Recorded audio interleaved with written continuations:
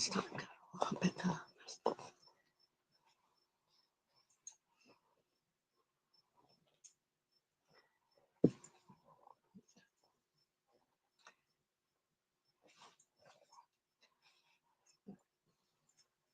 special attacks. Aid another. In melee combat, you can help a friend attack or defend by distracting or interfering with an opponent. If you are in position to make a melee attack on an opponent that is engaging a friend in melee combat, you can attempt to aid your friend as a standard action. You make an attack roll against AC 10.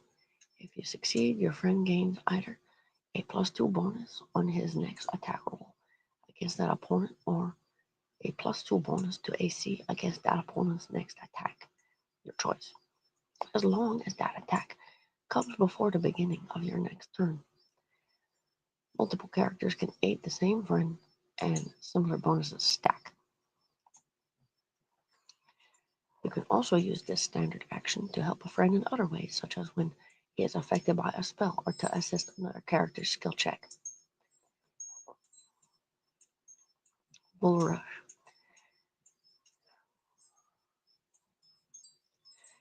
You can make a Bull Rush as a standard action and attack, or as part of a charge, as part of a charge. See charge below. When you make a Bull Rush, you attempt to push an opponent straight back instead of damaging him. You can only Bull Rush an opponent who is one size category larger than you, the same size, or smaller. Initiating a Bull Rush. Bull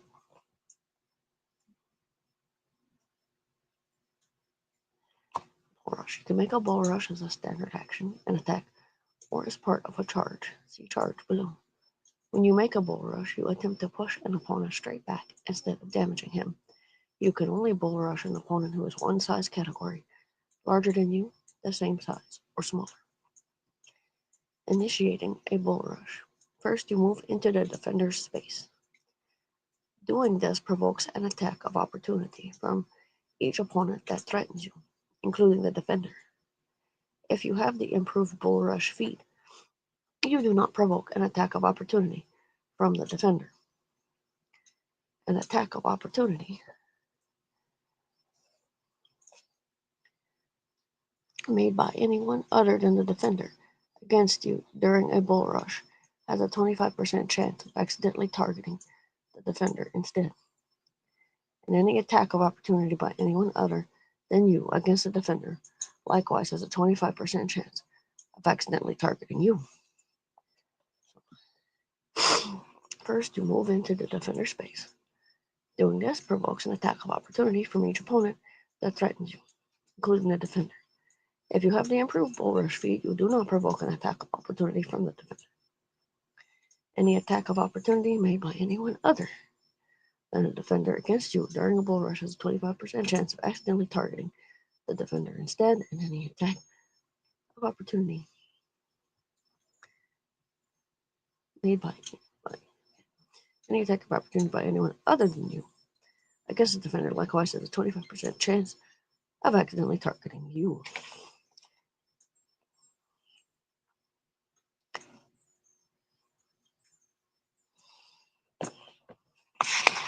When someone makes an attack of opportunity, make the attack roll and then roll to see whether the attack went astray. So, table 7-7 special attacks.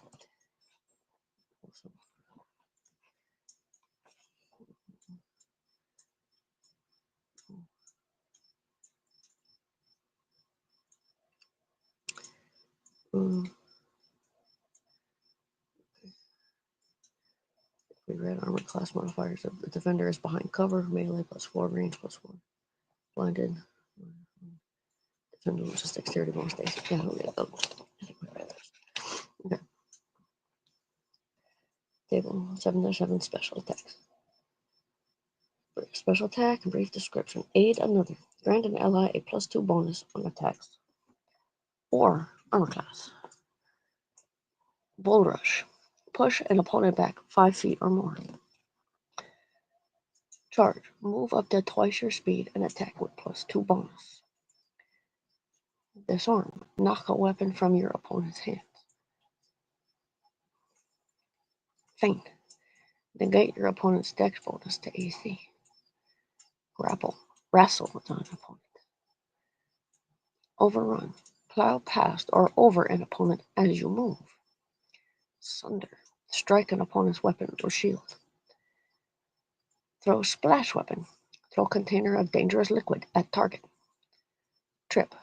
Trip an opponent. Turn. Rebuke undead. Channel positive or negative energy to turn away or all undead. 2-weapon fighting. Fight with a weapon in each hand.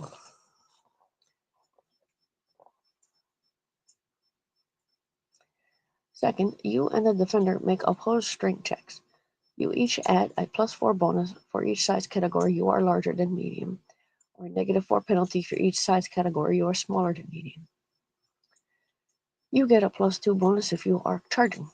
The defender gets a +4 bonus if he has more than 2 legs or is otherwise exceptionally stable.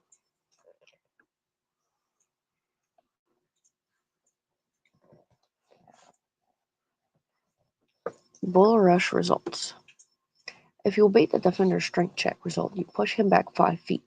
If you wish to move with the defender, you can push him back an additional 5 feet for each 5 points by which your check result is greater than the defender's check result. So, I guess twice if it's 10 points up, but my goodness. You cannot, however, exceed your normal movement limit. Note, a defender provokes attacks of opportunity if he is moved. So do you. If you move with him. So the defender provokes attacks of opportunity if he's moved. So do you if you move with him. The two of you do not provoke attacks of opportunity from each other, however. If you fail to beat the defender's strength check result, you move 5 feet straight back to where you were before you moved into his space. If that space is occupied, you fall prone in that space.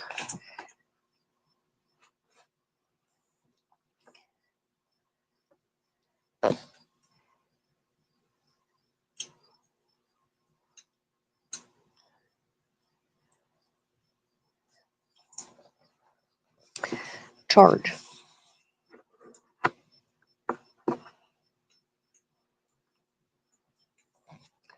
Charging is a special full-round action that allows you to move up to twice your speed and attack during the action.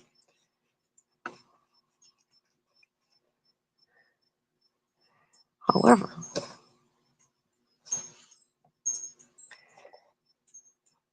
it carries tight restrictions on how you can move. Movement during a charge. You must move before your attack, not after. You must move at least 10 feet, 2 squares, and may move up to double your speed directly toward the designated opponent. You must have a clear path towards the opponent, and nothing can hinder your movement, such as difficult terrain or obstacles. Here's what it means to have a clear path. First, you must move to the closest space from which you can attack the opponent.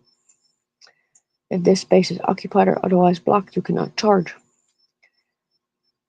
Second, if any line from your starting space to the ending space passes through a square that blocks movement, slows movement, or contains a creature, even an ally, you cannot charge. Helpless creatures do not stop a charge. So if there's a helpless creature in the space, you could charge right over them. If you do not have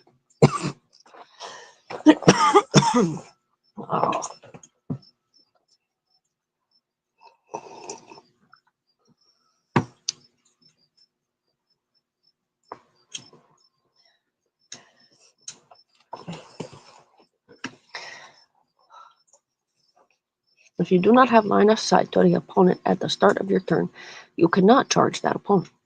You cannot take a 5-foot step in the same round as a charge. If you are able to take only a standard action or a move action on your turn, you can still charge. But You are only allowed to move up to your speed instead of up to double your speed. You cannot use this option unless you are restricted to taking only a standard action or move action on your turn. I'm not sure what caused this, but anyway. Attacking on a charge. After moving, you may make a single melee attack. You get a +2 bonus on the attack roll and take a -2 penalty to your AC until the start of your next turn. Even if you have extra attacks, such as from having a high enough base attack bonus or from using multiple weapons, you only get to make one attack during a charge.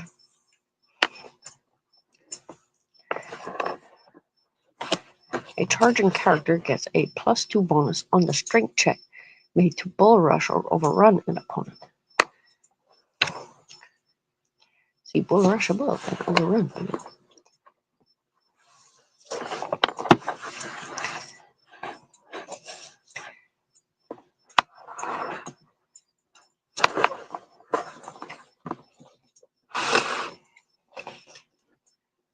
Lances and charge attacks.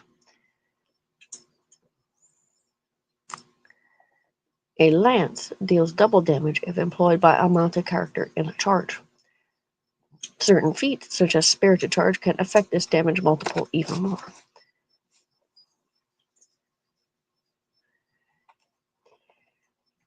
Weapons readied against a charge.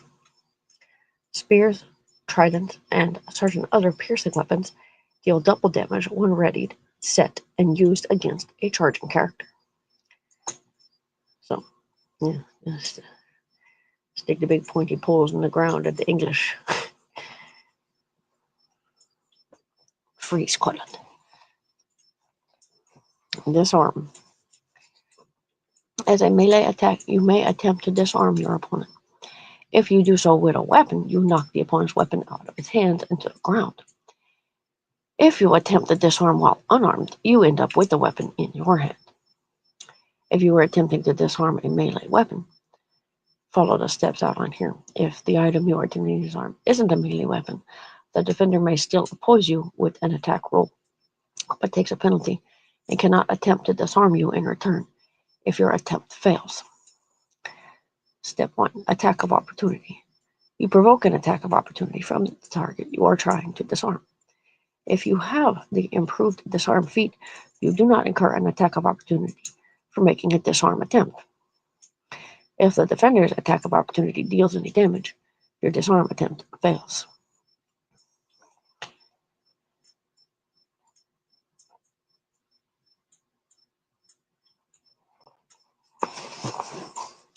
Step 2. Opposed rolls. You and the defender make opposed attack rolls with your respective weapons. The wielder of a two-handed weapon on a disarm attempt gets a +4 bonus on this roll, and the wielder of a light weapon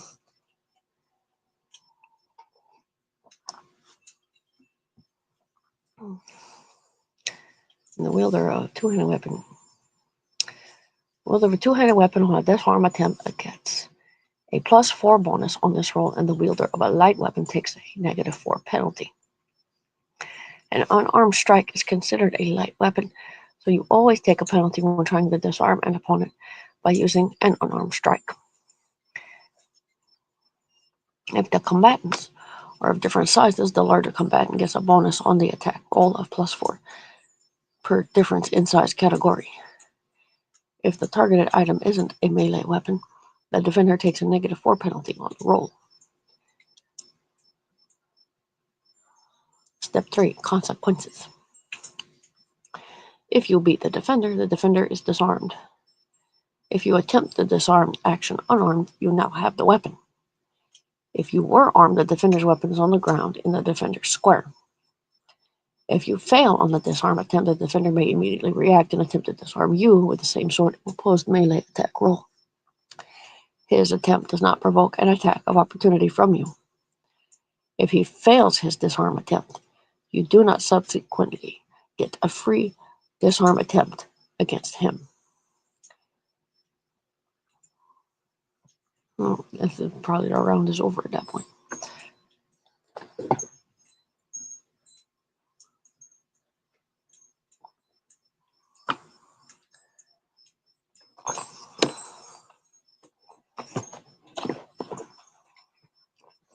Note: a defender wearing spiked gauntlets cannot be disarmed.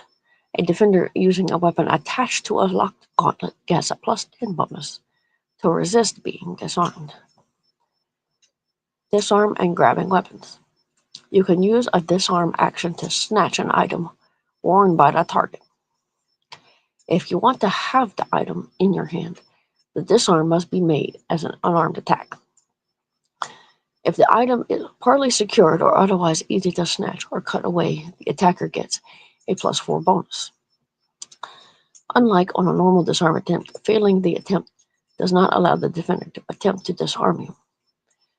This otherwise functions identically to a disarm attempt, as noted above. You cannot snatch an item that is well secured unless you have pinned the wearer. See grapple. Even then, the defender gains a +4 bonus on his roll to resist the attempt. Feinting is a standard action.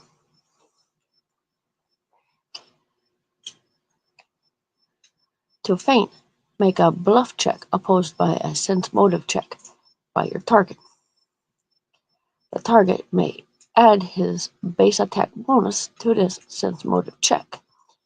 If your bluff check result exceeds your target's sense motive check result,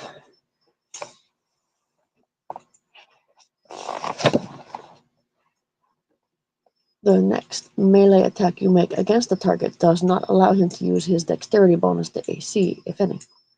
This attack must be made on or before your next turn. So you're feinting.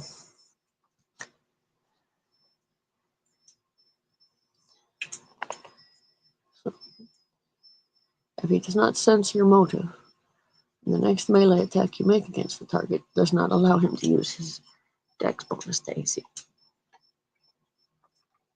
Falls for your feinting. This attack must be made on or before your next turn. Feinting is a move action.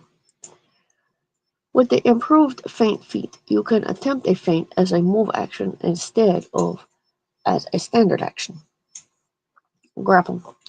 All forms of offensive holding, including the ancient art of wrestling, are considered actions of the grapple type. These actions can bind up a dangerous opponent or subdue someone when normal combat methods are ineffective. Grapple checks. Repeatedly in a grapple, you need to make opposed grapple checks against an opponent. A grapple check is like a melee attack roll. Your attack bonus on grapple check is base attack bonus plus strength modifier plus special size modifier.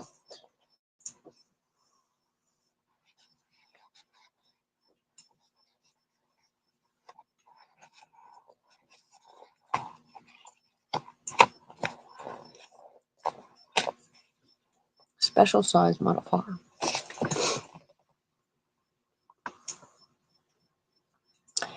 The special size modifier for a grapple check is as follows: colossal plus 16, gargantuan plus 12, huge plus 8, large plus 4, medium plus 0, small -4, tiny -8, diminutive -12, fine -16. Use this number in place of the normal size modifier you use when making an attack roll. Starting a grapple. To start a grapple, you need to grab and hold your target.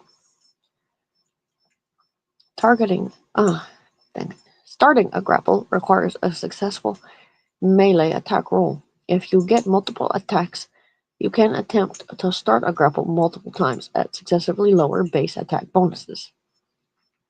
Step 1. Attack of opportunity. You provoke an attack of opportunity from the target you are trying to grapple. If the attack of opportunity deals damage, the grapple attempt fails. Certain monsters do not provoke attacks of opportunity. when they attempt to grapple, nor do characters with the improved grapple feat. If the attack of opportunity misses or fails to deal damage, proceed to step 2.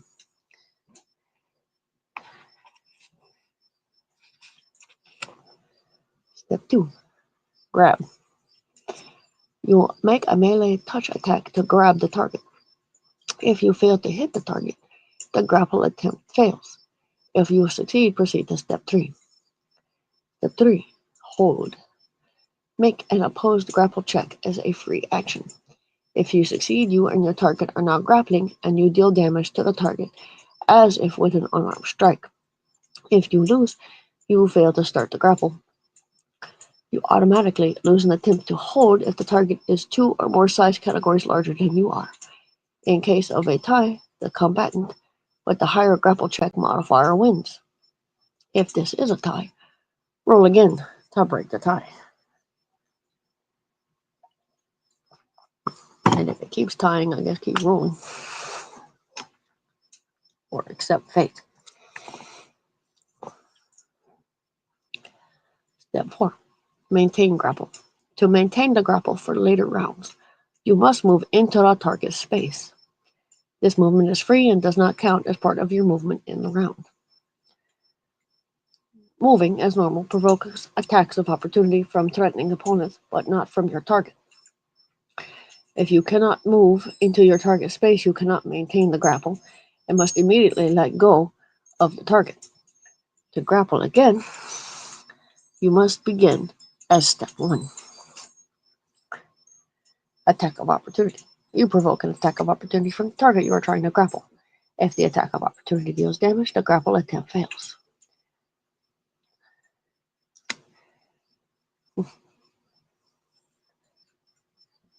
Grappling consequences. While you are grappling, your ability to attack others and defend yourself is limited. You are using most of your concentration and every available limb to try and impede your opponent's movements, making it very difficult to spare any attention or effort against any other foe. No threatened squares. You do not threaten any squares while grappling. Plus,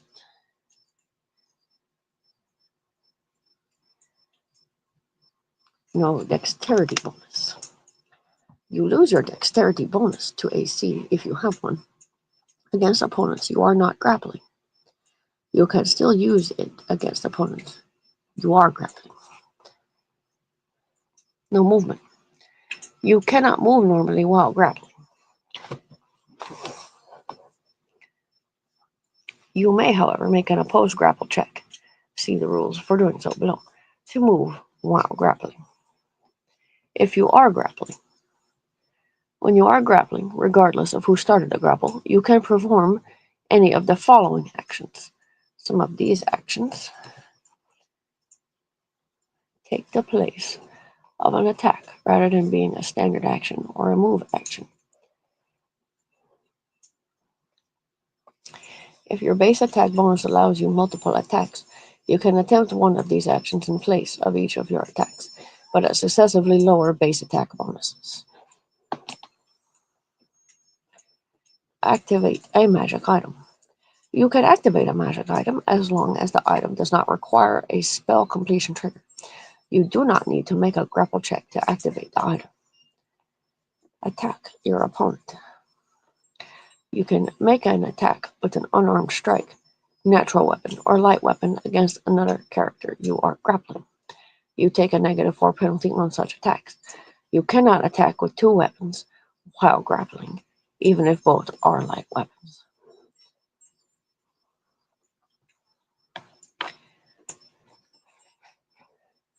Cast a spell. You can attempt to cast a spell while grappling, or even while pinned, see below, provided its casting time is no more than 1 standard action. It has no somatic component, and you have in hand any material components or focuses you might need. Any spell that requires precise and careful action is impossible to cast while grappling or being pinned. If the spell is one that you can cast while grappling, you must make a concentration check. DC 20 plus spell level, or lose the spell. You do not have to make a successful grapple check to cast the spell. Damage your opponent. While grappling, you can deal damage to your opponent equivalent to an unarmed strike. Make an opposed grapple check in place of an attack. If you win, you deal non-lethal damage as normal for your unarmed strike. 1d3 points for medium attackers, or 1d2 points for small attackers, plus strength modifiers. If you want to deal lethal damage, you take a -4 penalty on your grapple check. Exception: monks deal more damage on an unarmed strike than other characters, and the damage is lethal. However, they can choose to deal their damage as non-lethal damage when grappling without taking the usual -4 penalty for charging lethal damage to a non-lethal damage. -4 penalty.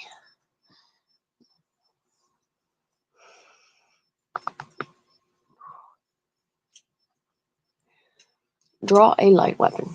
You can draw a light weapon as a move action with a successful grapple check. Escape. Escape from grapple. You can escape a grapple by winning an opposed grapple check in place of making an attack. You make an escape artist check in place of your grapple check if you so desire, but this requires a standard action. If more than one opponent is grappling you, your grapple check result has to beat all their individual check results to escape. Opponents do not have to try to hold you if they do not want to. If you escape, you finish the action by moving into any space adjacent to your opponents.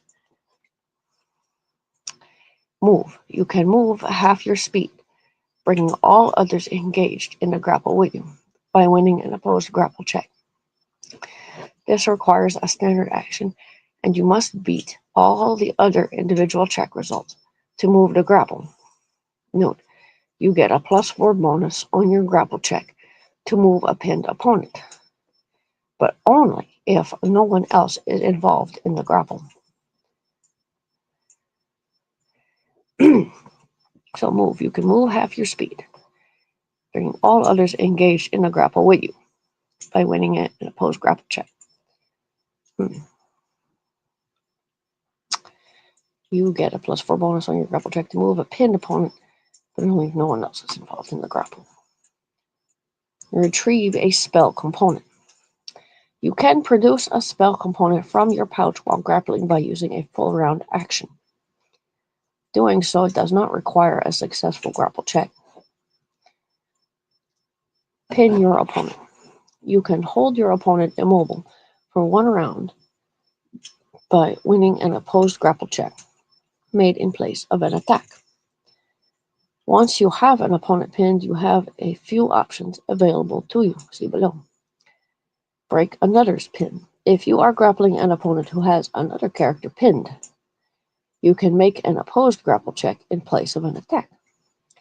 If you win, you break the hold that the opponent has over the other character. The character is still grappling, but is no longer pinned. Use opponent's weapon. If your opponent is holding a light weapon, you can use it to attack him. Make an opposed grapple check in place of an attack. If you win, make an attack roll with the weapon with a -4 penalty.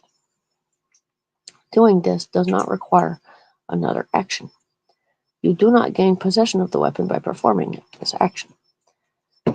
That brings to mind the whole, like, if you're struggling with someone and they have a dagger and you then like grab their hand and force the dagger to their own throat kind of deal.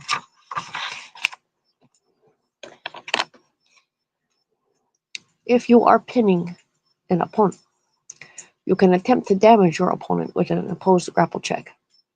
You can attempt to use your opponent's weapon against him, or you can attempt to move the grapple. At your option, you can prevent a pinned opponent from speaking. Can be good against spellcasters. You can use disarm action to remove or grab away a well-secured object worn by a pinned opponent, but he gets a +4 bonus on his roll to resist your attempt. See, disarm. You may voluntarily release a pinned character as a free action. If you do so, you are no longer considered to be grappling that character, and vice versa. You cannot draw or use a weapon against the pinned character or any other character. Escape another's grapple, retrieve a spell component, pin another character, or break another's pin while you are pinning an opponent.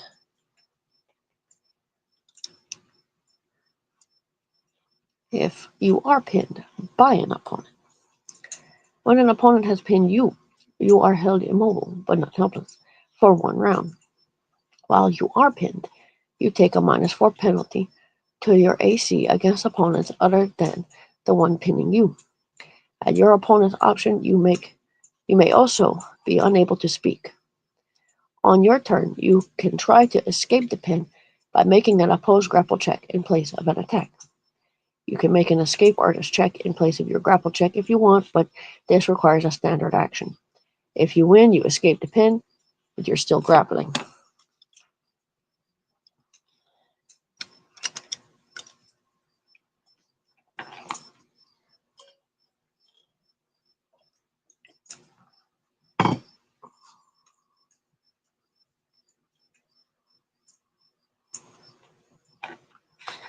Joining a grapple. If your target is already grappling someone else, you can use an attack to start a grapple, as above, except that the target does not get an attack of opportunity against you, and your grab automatically succeeds. You still have to make a successful opposed grapple check to become part of the grapple. If there are multiple opponents involved in the grapple, you pick one to make the opposed grapple check against.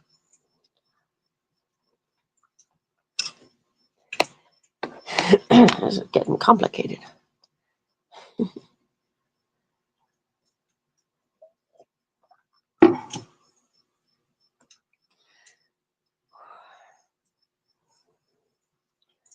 Multiple grapplers.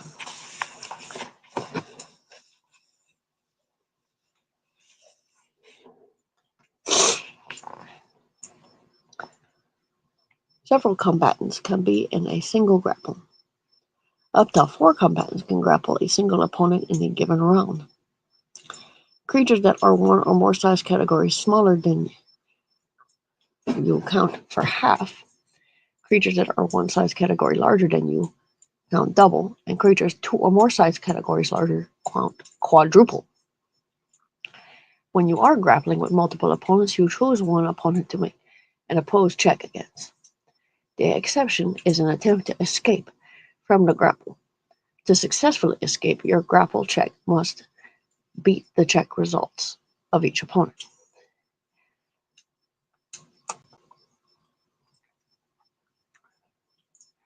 Mounted combat. Horses in combat. War horses and war ponies can serve readily as combat steeds. Light horses, ponies, and heavy horses, however, are frightened by combat. The war horses and war ponies are not frightened by combat.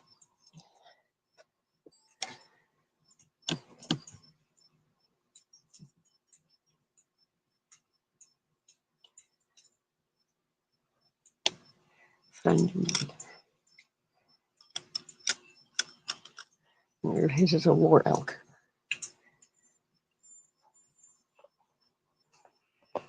Light horses, ponies, and heavy horses are frightened by combat. If you do not dismount, you must make a DC-20 ride check for each round as a move action to control such a horse. If you succeed, you can perform a standard action after the move action. If you fail, the move action becomes a full round action, and you cannot do anything else until your next turn. Your mount acts on your initiative count as you direct it. You move at its speed, but the mount uses its action to move. A horse, not a pony, is a large creature and thus takes up a space 10 feet, 2 squares across. For simplicity, assume that you share your mount space during combat. Now, of course.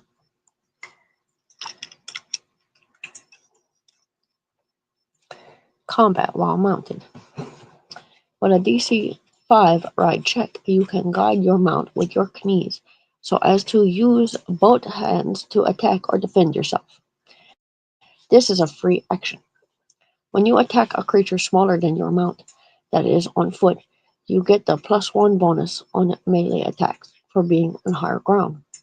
If your mount moves more than 5 feet, you can only make a single melee attack.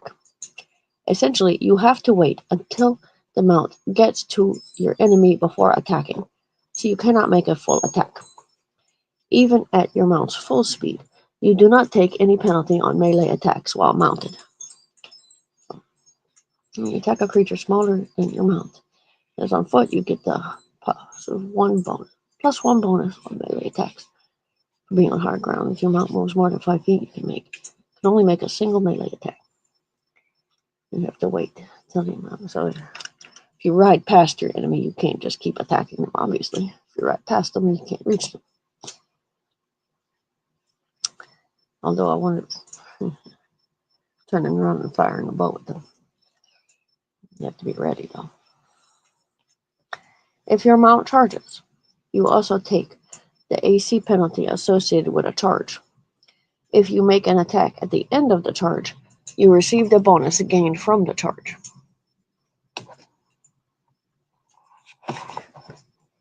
When charging on horseback, you deal double damage with a lance.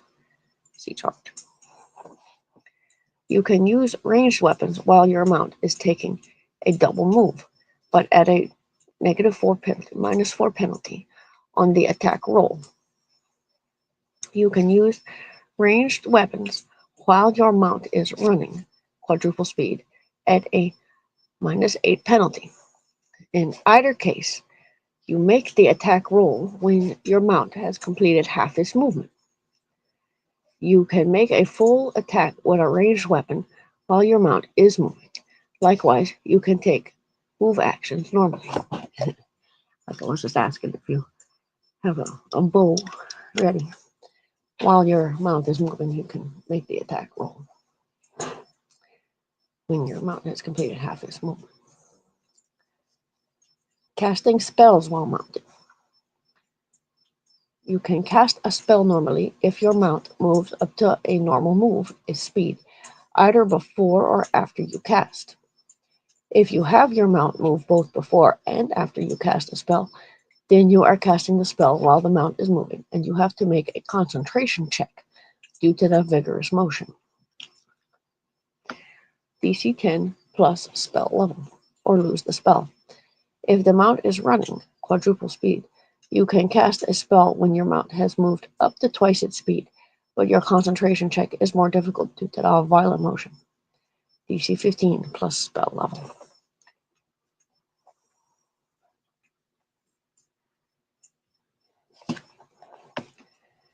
If your mount falls in battle. If your mount falls, you have to succeed on a DC 15 ride check to make a soft fall and take no damage. If the check fails, you take a 1d6 points of damage. If you are dropped. If you are knocked unconscious, you have a 50% chance to stay in the saddle, or 75% if you are in a military saddle. Otherwise, you fall and take 1d6 points of damage.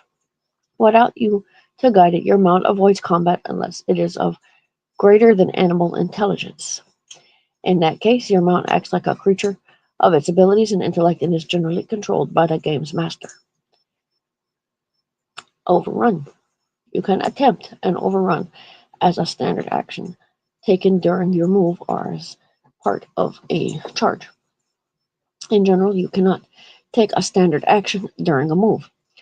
This is an exception. With an overrun, you attempt to plow past or over your opponent and move through his square as you move.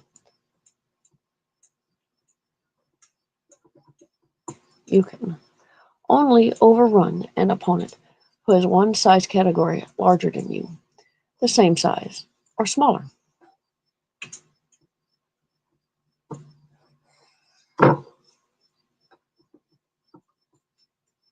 You can make only one overrun attempt per round. If you are attempting to overrun an opponent, follow these steps. Step 1. attack of opportunity. Since you begin the overrun by moving into the defender's space, you provoke an attack of opportunity from the defender. Step 2. Opponent avoids. The defender has the option to simply avoid you. If he avoids you, he does not suffer any ill effect. If you were attempting the overrun as part of a charge, you may keep moving. You can always move through a square occupied by someone who lets you by. In either case, the overrun attempt does not count against your actions this round, except for any movement required to enter the opponent's square. If your opponent does not avoid you, move to step 3. Step 3. Opponent blocks. If your opponent blocks you, make a strength check opposed by the defender's dexterity or strength check, whichever ability score has the higher modifier. A combatant gets a +4 bonus on the check for every size category he is larger than medium. The combatant gets a +4 bonus on the check for every size category he is larger than medium, or a -4 penalty for every size category he is smaller than medium. You gain a +2 bonus on your strength check if you make the overrun as part of a charge. The defender gets a +4 bonus on his check if he has more than 2 legs or is otherwise more stable than a normal humanoid. If you win, you can knock the defender prone. If you lose, the defender may immediately react and make a strength check opposed by your dexterity or strength check, including the size modifiers noted above, but no other modifiers, to try to knock you prone.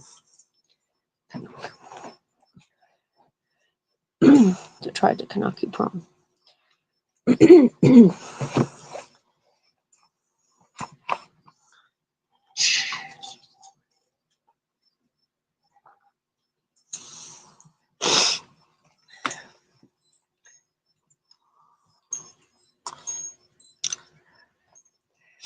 Step 4. Consequences. If you succeed on knocking your opponent prone, you can continue your movement as normal. If you fail and are knocked prone in turn, you have to move 5 feet back the way you came and fall prone, ending your movement there. If you fail but are not knocked prone, you have to move 5 feet back the way you came, ending your movement there. If that square is occupied, you fall prone in that square.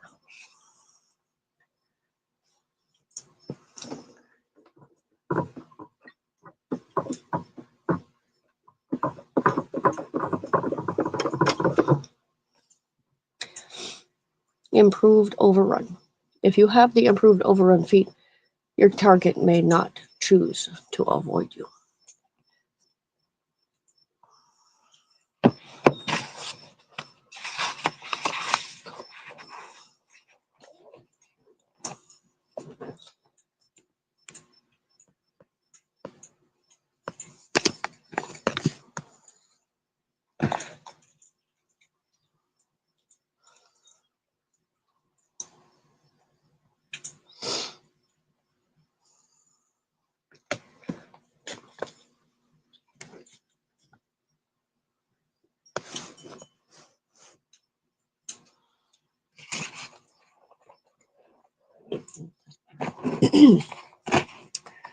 Mounted overrun. Trample.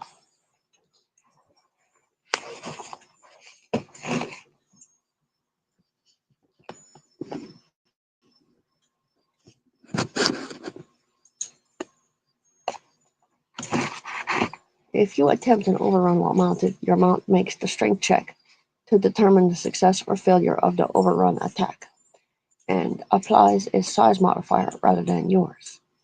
If you have the trample feat and attempt an overrun while mounted, your target may not choose to avoid you, and if you can knock your opponent prone with the overrun, your mount may make 1 hoof attack against your opponent.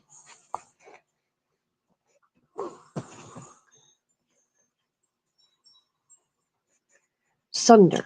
You can use a melee attack with a slashing or bludgeoning weapon to strike a weapon or shield that your opponent is holding.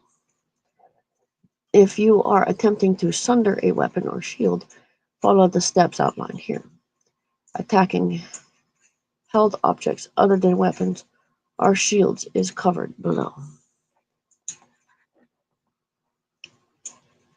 Step 1.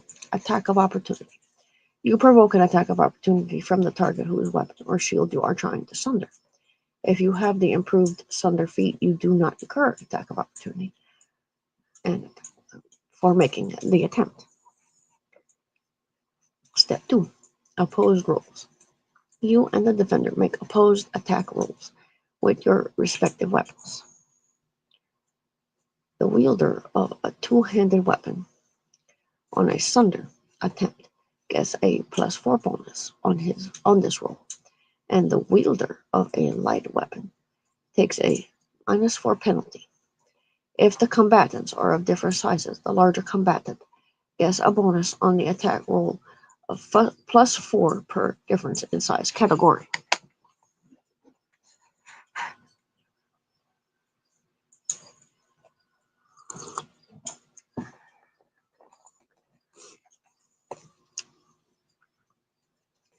Step 3. Consequences. If you beat the defender, roll damage and deal it to the weapon or shield. See the table below to determine how much damage you must deal to destroy the weapon or shield. If you fail the sunder attempt, you do not deal any damage.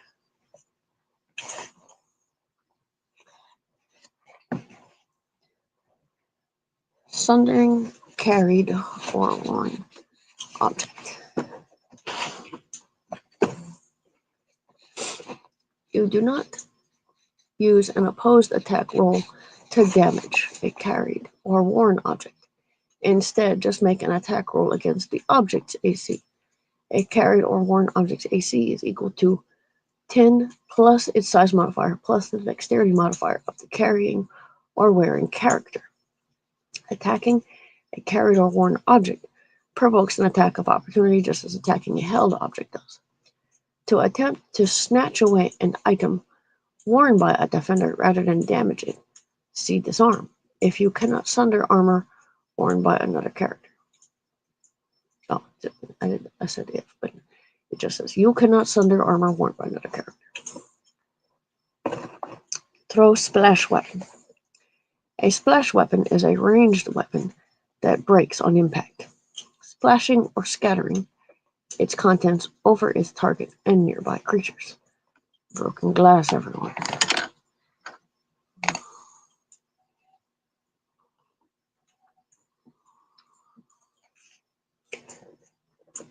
Nearby creatures or objects. To attack with a splash weapon, make a ranged touch attack against the target. Thrown weapons require no weapon proficiency, so you do not take the -4 non-proficiency penalty. A hit deals direct hit damage to the target and splash damage to all creatures within 5 feet of the target. You can instead target a specific grid intersection. Treat this as a ranged attack against AC 5. However, if you target a grid intersection, creatures in all adjacent squares are dealt the splash damage, and the direct hit damage is not dealt to any creature. So you throw it on the floor. You cannot target a grid intersection occupied by a creature such as a large or larger creature. In this case, you are aiming at the creature. At its feet, maybe. If you miss the target while aiming at a creature or grid intersection, roll 1d8. This determines the misdirection of the throw, with 1 being straight back at you and 2 through 8 counting clockwise around the grid intersection or target creature. Then count a number of squares in the indicated direction equal to the range increment of the throw. After you determine where the weapon landed, it deals splash damage to all creatures in adjacent squares. Table 7-8, common armor, weapon, and shield hardness and hit points. Weapon or shield hardness, hit points. Light blade, hardness 10, hit points 2. One-handed blade, 10, 5. Two-handed blade, 10, 10. Light metal hafted weapon, 10, 10. One-handed metal hafted weapon, 10, 20. Light hafted weapon, 5, 2. One-handed hafted weapon, 5, 5. Two-handed hafted weapon, 5, 10. Projectile weapon, 5, 5. Armor, special, 2. Varies by material. Armor bonus, times 5. Buckler, 10, 5. Light wooden shield, 5, 7. Heavy wooden shield, 5, 15. Light steel shield, 10, 10. Heavy steel shield, 10, 20. Tower shield, 5, 20. The HP, the HP is the one up here. Okay. The HP value given is for medium armor, weapons, and shields. Divide by 2 for each size category of the item smaller than medium, or multiplied by 2 for each size category larger than medium.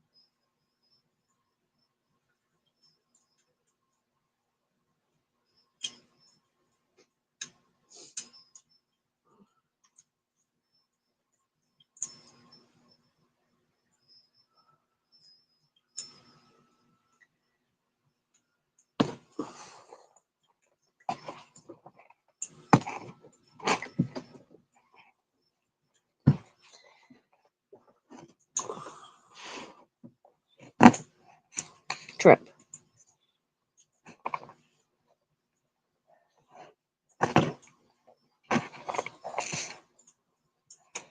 You can try to trip an opponent as an unarmed melee attack. You can only trip an opponent who is one size category larger than you, the same size or smaller. Making a trip attack. Make an unarmed melee touch attack against your target. This provokes an attack of opportunity from your target as normal for unarmed attacks. If your attack succeeds, make a strength check opposed by the defender's dexterity or strength check. Whichever ability score has the higher modifier. A combatant gets a +4 bonus for every size category he is larger than medium, or a -4 penalty for every size category he is smaller than medium. The defender gets a +4 bonus on his check if he has more than 2 legs or is otherwise more stable than a normal humanoid. If you win, you trip the defender. If you lose, the defender may immediately react and make a strength check opposed by your dexterity or strength check to try to trip you.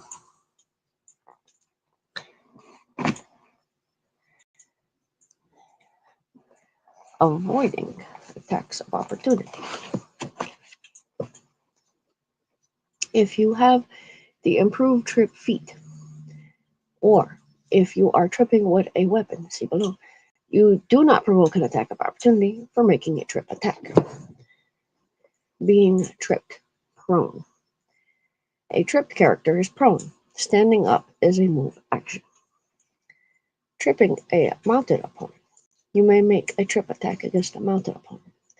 The defender may make a ride check in place of his dexterity or strength check. If you succeed, you pull the rider from his mount. Tripping with a weapon.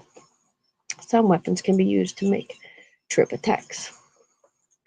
In this case, you make a melee touch attack with a weapon instead of an unarmed melee touch attack, and you do not provoke an attack of opportunity. If you are tripped during your own trip attempt, you can drop the weapon to avoid being tripped.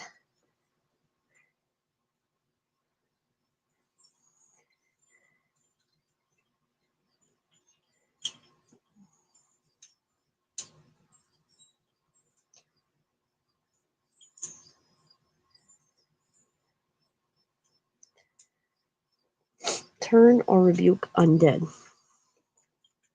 Good clerics and paladins and some neutral clerics can channel positive energy, which can halt, drive off, rout, or destroy undead.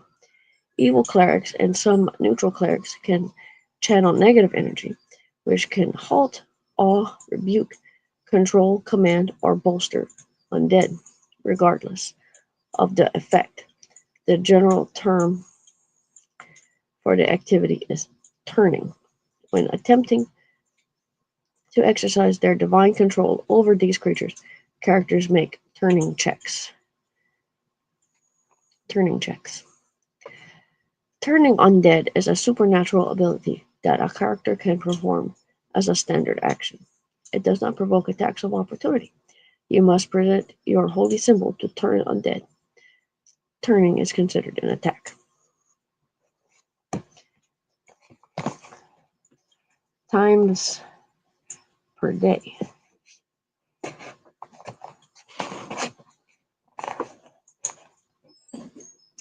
You may attempt to turn undead a number of times per day equal to 3 plus your charisma modifier.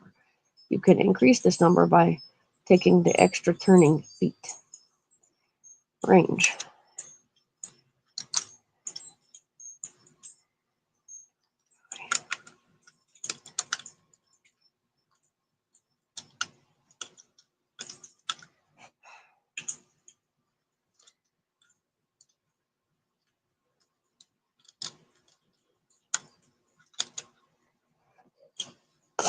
Range.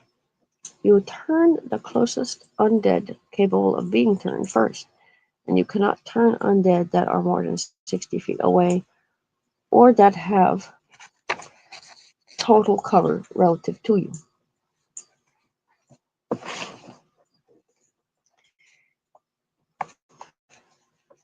You do not need line of sight to a target, but you do need line of effect. Turning check. The first thing you do is roll a turning check to see how powerful an undead creature you can turn. This is a charisma check. 1d20 plus your charisma modifier. Table turning undead gives you the hit dice of the most powerful undead you can affect relative to your level. On a given turning attempt, you cannot turn an undead creature whose hit dice exceed the result on this table.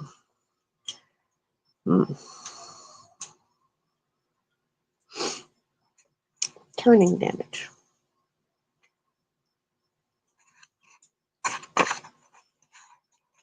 If you roll on table turning undead is high enough to let you turn at least some of the undead within 60 feet, roll 2d6 plus your cleric level plus your charisma modifier for turning damage.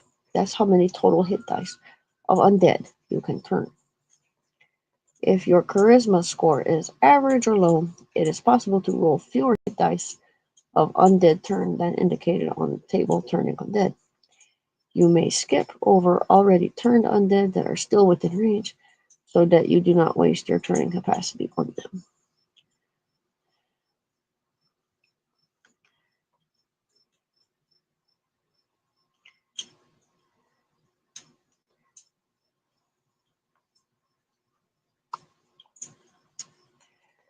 Effect and duration of turning. Turned undead flee from you by the best and fastest means available to them. They flee for 10 rounds, 1 minute. If they cannot flee, they cower, giving any attack rolls against them a +2 bonus. If you approach within 10 feet of them, however, they overcome being turned and act normally. You can stand within 10 feet without breaking the turning effect. You just cannot approach them. You can attack them with ranged attacks. Okay, so you can attack them with ranged attacks from at least 10 feet away. And others can attack them in any fashion without breaking the turning effect. Start casting fire at them. Firing flaming arrows at them.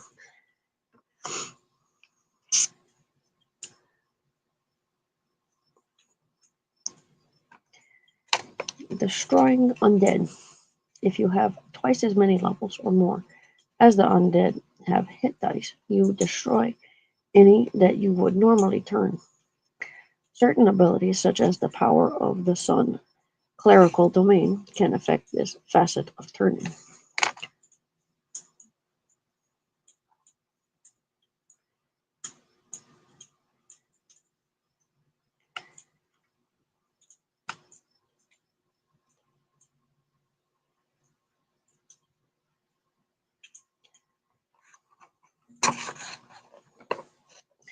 Evil clerics and undead. Evil clerics channel negative energy to rebuke, awe, or command control undead, rather than channeling positive energy to turn or destroy them.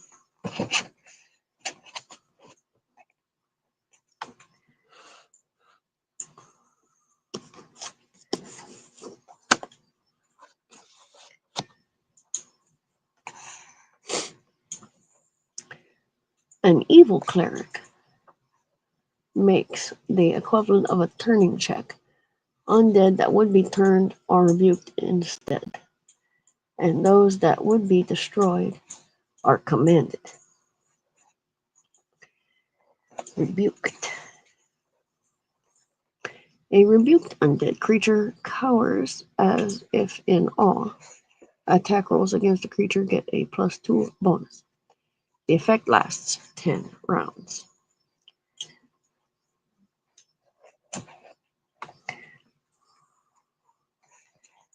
Commanded. A commanded undead creature is under the mental control of the evil cleric. The cleric must take a standard action to give mental orders to a commanded undead. At any one time, the cleric may command any number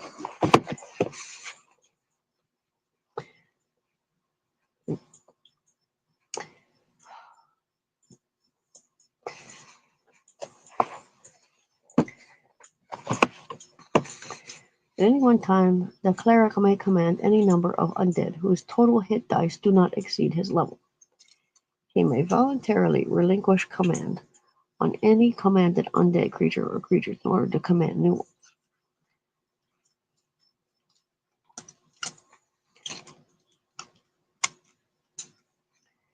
Dispelling turning. An evil cleric may channel negative energy to dispel a good cleric's turning effect. The evil cleric makes a turning check as if attempting to rebuke the undead. If the turning check result is equal to or greater than the turning check result that the good cleric scored when turning the undead, then the undead are no longer turned.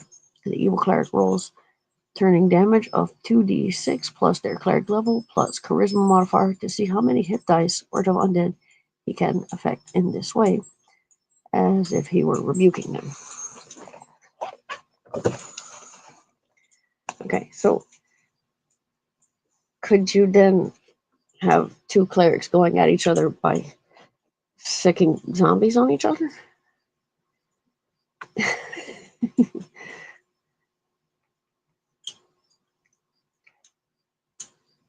Can they sick zombies on each other? Bolstering undead.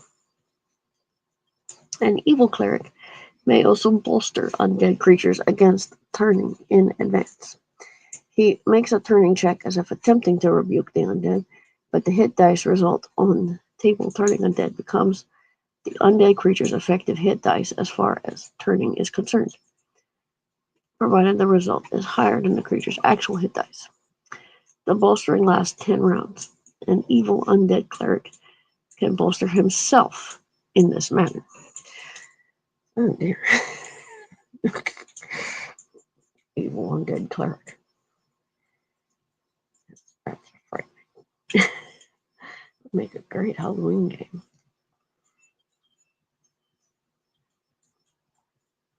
There's a map on this table. And if I just move the piano, get set up the characters, we can play out a number of any of these scenarios here.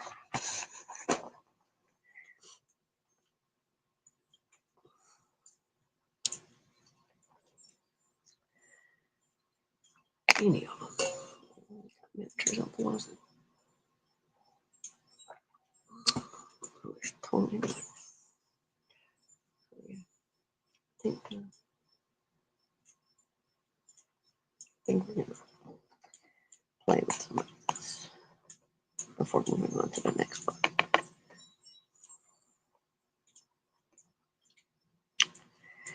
Okay. Neutral clerics and undead.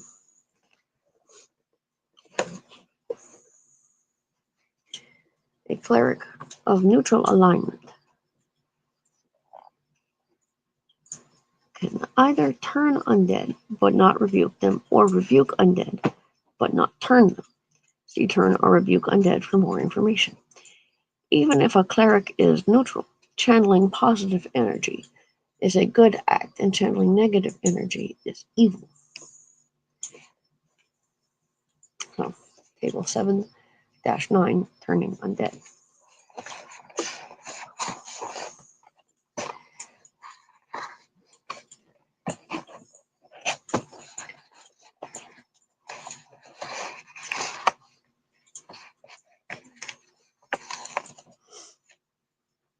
Turning check result 0 or lower. Most powerful undead affected, minimum hit dice. Cleric's level -4. So, turning check result 1 to 3. Most powerful undead affected, maximum hit dice. Cleric's level -3. 4 to 6, -2. 7 to 9, -1. 10 to 12, cleric's level. 13 to 15, cleric's level +1. 16 to 18, cleric's level +2. 19 to 21, cleric's level +3. 22 or higher, cleric's level +4. Paladins and undead. Beginning at 4th level, paladins can turn undead, as if they were clerics of 3 levels lower than they actually are. Paladins follow all other rules for turning undead as outlined in this section. Turning other creatures. Some clerics have the ability to turn creatures other than undead.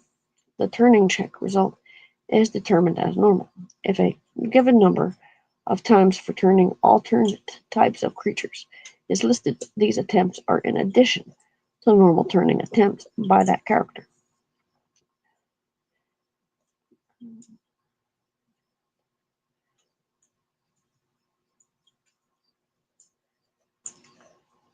Special uses for turning cannot be used to turn undead instead, and vice versa.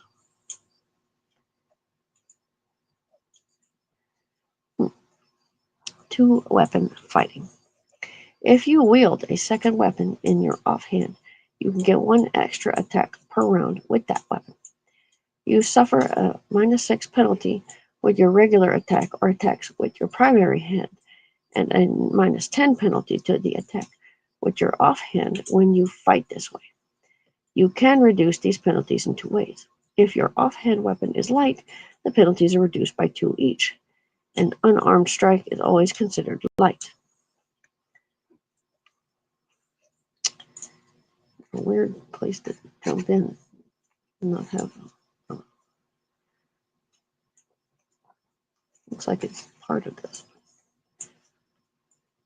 But earlier there was some.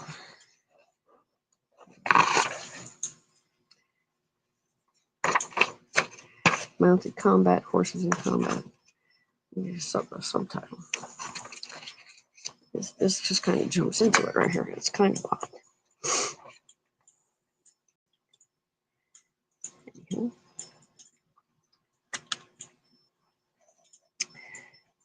I'm trying to go through light. The two-weapon fighting feat lessens the primary hand penalty by 2 and the offhand penalty by 6. The table below summarizes the interaction of all these factors. Double weapons. You can use a double weapon to make an extra attack with the offhand end of the weapon, as if you were fighting with 2 weapons. The penalties apply as if the offhand end of the weapon were a light weapon. Other special rules for specific double weapons are given in the description of the weapon itself. Thrown weapons. The same rules apply when you throw a weapon from each hand. Treat a dart or shuriken as a light weapon when used in this manner, and treat a bolas, javelin, net, or sling as a one-handed weapon.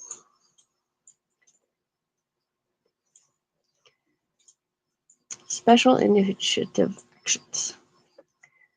Here are ways to change when you act during combat by altering your place in the initiative order. Kind of just jumps into that too. Delay.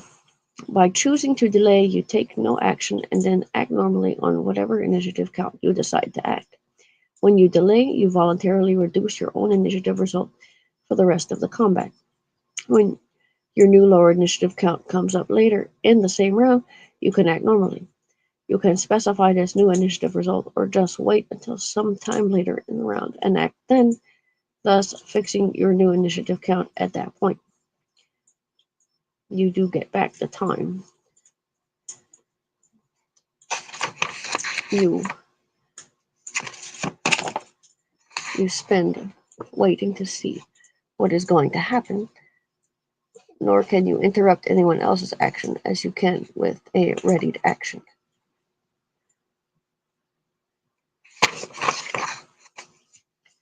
It says you do get back the time.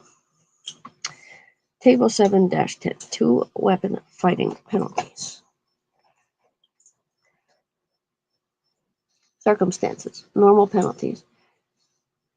Offhand weapon is light, 2 hand weapon fighting feet. Offhand weapon is light, and 2 weapon fighting feet. Primary hand, offhand. So, normal penalties. Primary hand, -6. Offhand, -10. Offhand weapon is light, -4, -8. 2 weapon fighting feet, -4, -4. Offhand weapon is light, and 2 weapon fighting feet, -2, -2.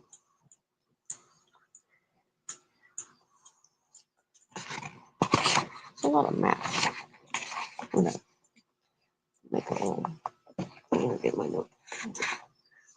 Make a chart of all of these mathematics.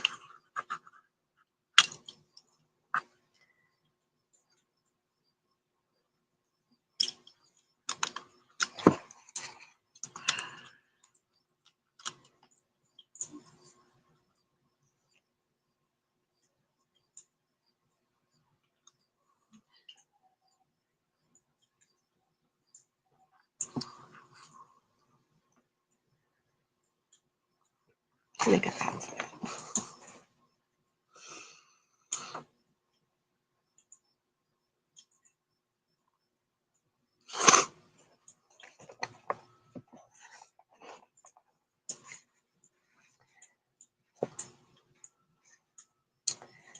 Nor can you interrupt anyone else's action.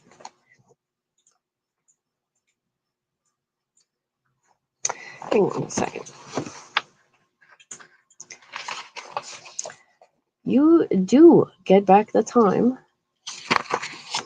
you spend waiting to see what's going to happen, nor can you interrupt anyone else's action as you can with a readied action. I think there's a typo going on here.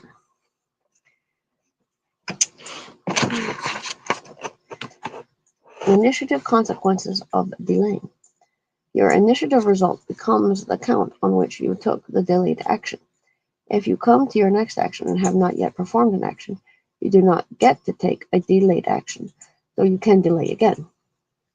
If you take a delayed action in the next round, before your regular turn comes up, your initiative count rises to that new point in the order of battle, and you do not get your regular action that round.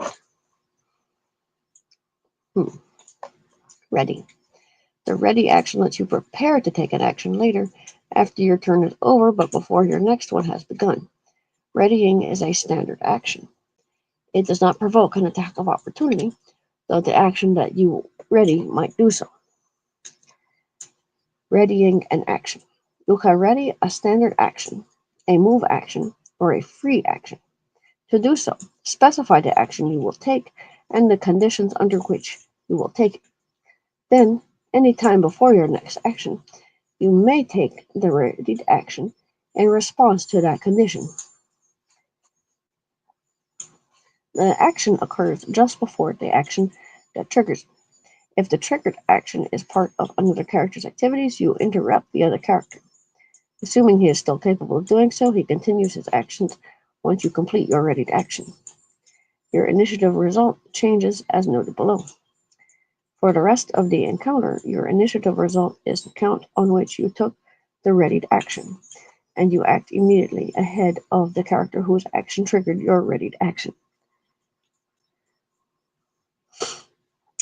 You can take a 5-foot step as part of your readied action, but only if you do not otherwise move any distance during the round.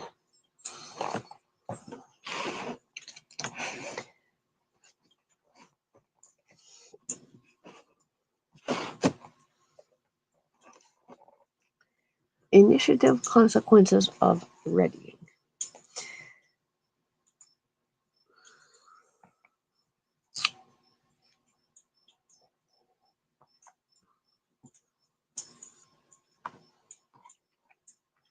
Your initiative result becomes the count on which you took the readied action. If you come to your next action and have not yet performed your readied action, you do not get to take the readied action, though you can ready the same action again. If you take your readied action in the next round before your regular turn comes up, your initiative count rises to that new point in the order of battle, and you do not get your regular action that round.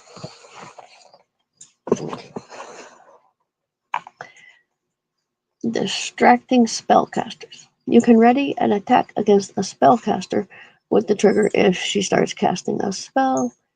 If you damage the spellcaster, she may lose the spell she was trying to cast, as determined by her concentration check result.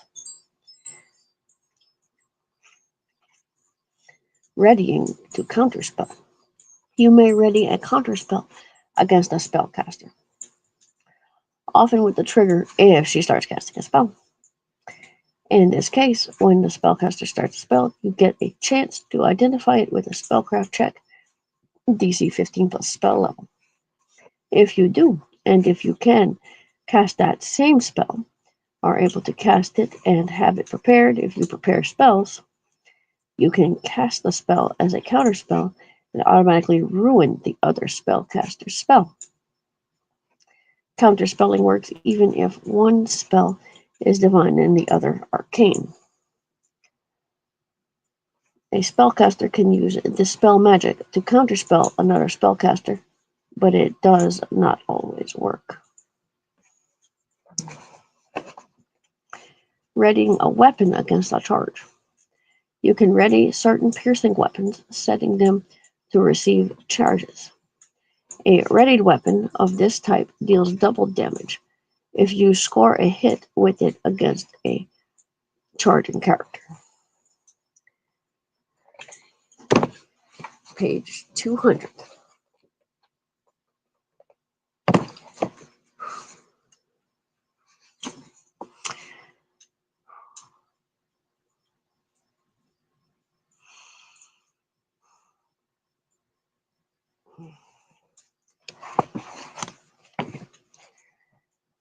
On to the next chapter, magic and spells in d20.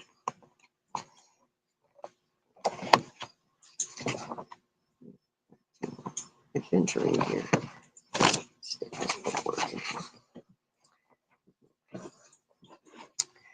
Magic and spells in d20.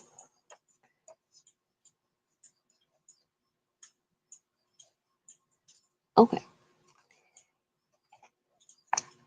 And superscript M or superscript F appearing at the end of a spell's name in the spell list denote a spell with a material component or a focus.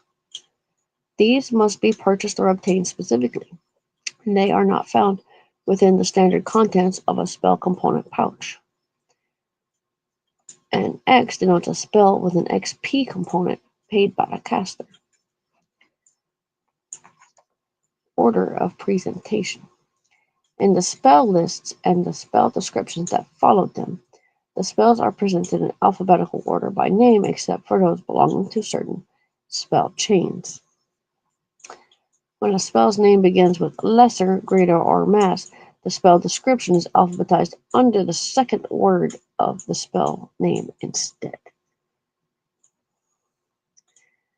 Makes sense.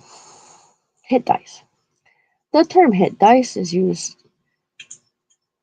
synonymously with character levels, for effects that affect a number of hit dice of creatures. Creatures with hit dice only from their race, not from classes, have character levels equal to their hit dice. Caster level. A spell's power often depends on caster level, which is defined as the caster's class level for the purpose of casting a particular spell. A creature with no classes has a caster level equal to his hit dice unless otherwise specified. The word level in the spell lists that follow always refers to caster level. Creatures and characters. The words creature and character are used synonymously in the spell descriptions.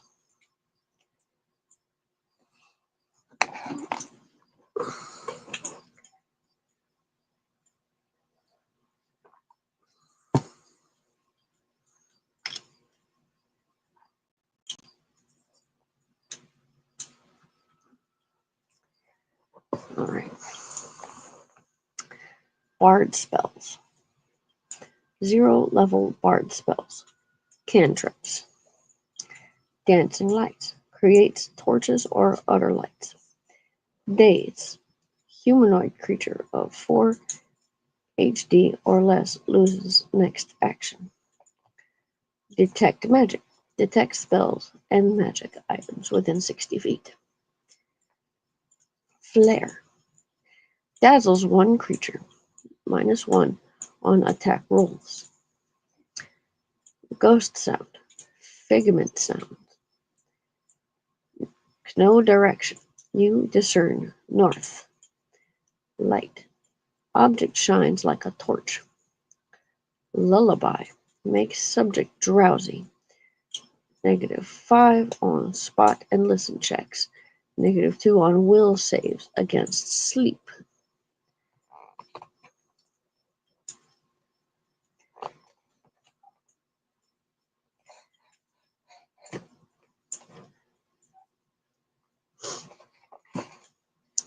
Mage hand. 5-pound telekinesis. Mending. Makes minor repairs on an object. Message. Whispered conversation at distance. Open. Close. Opens or closes small or light things. Prestidigitation. Performs minor tricks. Read magic. Reads scrolls and spellbooks. Resistance. Subject gains +1 on saving throws. Summon instrument. Summons one instrument of the caster's choice. First level bard spells. Alarm. Wards an area for 2 hours. /level. 2 hours a level. Animate rope. Makes a rope move at your command. Make the rope move. Cause fear. One creature of 5 HD hit dice or less flees for 1d4 rounds. Charm person. Makes one person your friend. Comprehend languages. You understand all spoken and written languages. Cure light wounds. Cures 1d8 damage. +1 per level. Max +5. Detect secret doors. Reveals hidden doors within 60 feet. Disguise self. Changes your appearance. Erase. Mundane or magical writing vanishes. It's not in bold. It should be. Why isn't it in bold? Some kind of typo.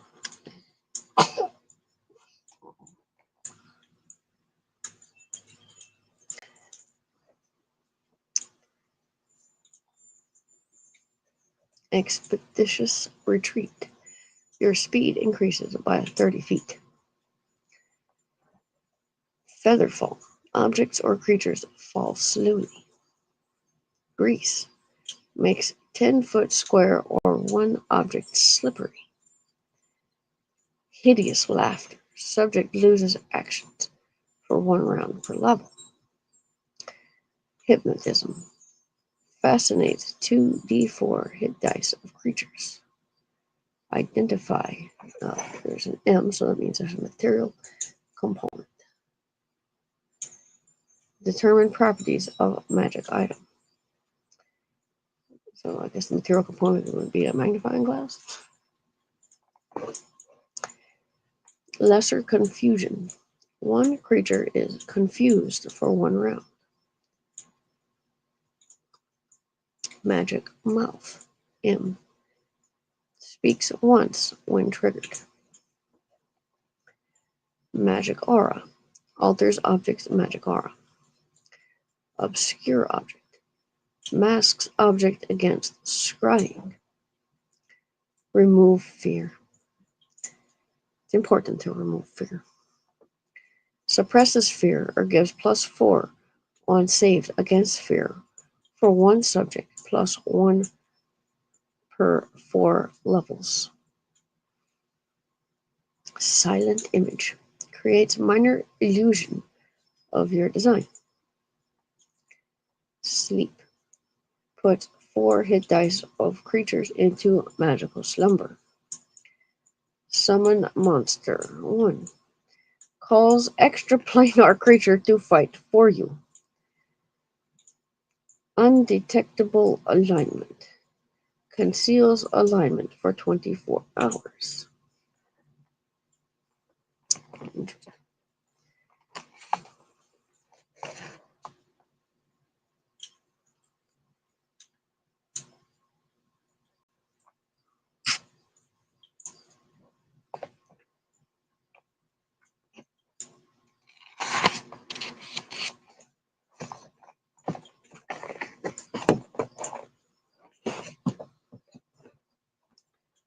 Unseen servant. Invisible force obeys your commands. Ventriloquism. Throws a voice for 1 minute per level. 2nd level bard spells. Alter self. Assume form of a similar creature. Animal messenger. Sends a tiny animal to a specific place. Animal trance. Fascinates 2d6 hit dice of animals. Blindness. Deafness. Makes subject blind or deaf. Blur. Attacks. Miss subject 20% of the time. Calm emotions. Calms creatures, negating emotion effects. Cat's grace. Subject gains +4 to dexterity for 1 minute per level. Cure moderate wounds. Cures 2d8 damage +1 per level, max +10. Darkness. 20-foot radius of supernatural shadow. Daze monster. Living creature of 6 hit dice or less loses next action. Delay poison. Stops poison from harming subject for 1 hour per level. Detect thoughts. So you could poison somebody and then delay the poison effect and then leave. And then anyway. Detect thoughts allows listening to surface thoughts. Interesting. Eagle's splendor. Subject gains +4 to charisma for 1 minute per level. Enthrall. Captivates all within 100 feet plus 10 feet per level. Fox's cunning. Subject gains +4 to intelligence for 1 minute per level. Glitter dust. Blinds creatures. Outlines invisible creatures. Heroism. Gives +2 on attack rolls, saves, skill checks. Hold person. Paralyzes one humanoid for 1 round per level. So, don't grapple a bard. hypnotic pattern. Fascinate 2d4 plus level hit dice of creatures. Invisibility. Subject is invisible for 1 minute per level or until it attacks. Locate object. Senses direction towards object, specific or type. Minor image, as silent image plus some sound. Mirror image, creates decoy duplicates of you, 1d4 plus 1 per 3 levels, max 8. Misdirection, misleads divinations for 1 creature or objects. Pyrotechnics, turns fire into blinding light or choking smoke. Rage, gives +2 to strength and constitution, +1 on will saves, -2 to AC. That's rage, gives +2 to strength and constitution, and +1 to will, but -2 to AC. Scare, panics creatures of less than 6 hit dice.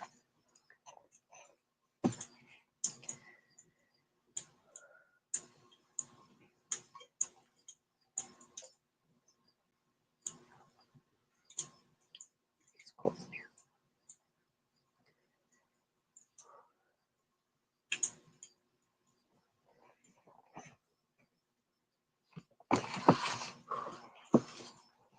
Shatter.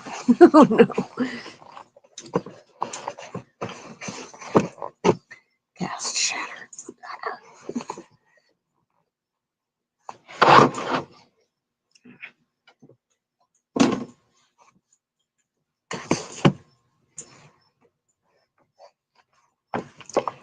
Sonic vibration damages objects or crystalline creatures. Silence, negates sound in 15-foot radius. Sound burst, deals 1d8 sonic damage to subjects, may stun them. Suggestion, compel subject to follow stated course of action. Summon monster 2, calls extra planar creature to fight for you. Summon swarm of bats, rats, or spiders. I think I should try this. Tongues, speak any language. Whispering wind, sends a short message 1 mile per level.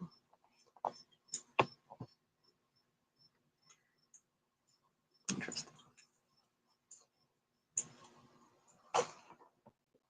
Third level bard spells. Blink, you randomly vanish and reappear for 1 round per level. Charm monster, makes monster believe it is your ally.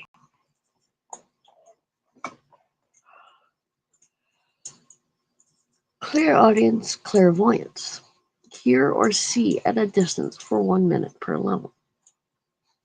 Confusion, subjects behave oddly for 1 round per level.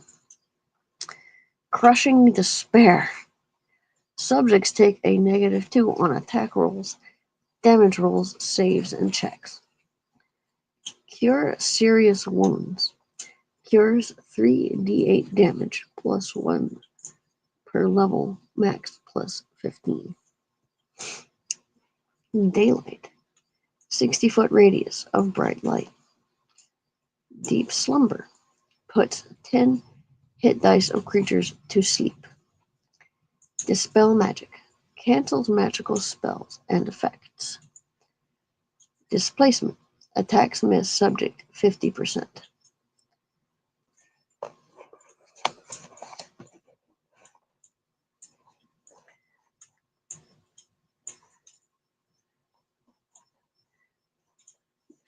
Okay, so fear.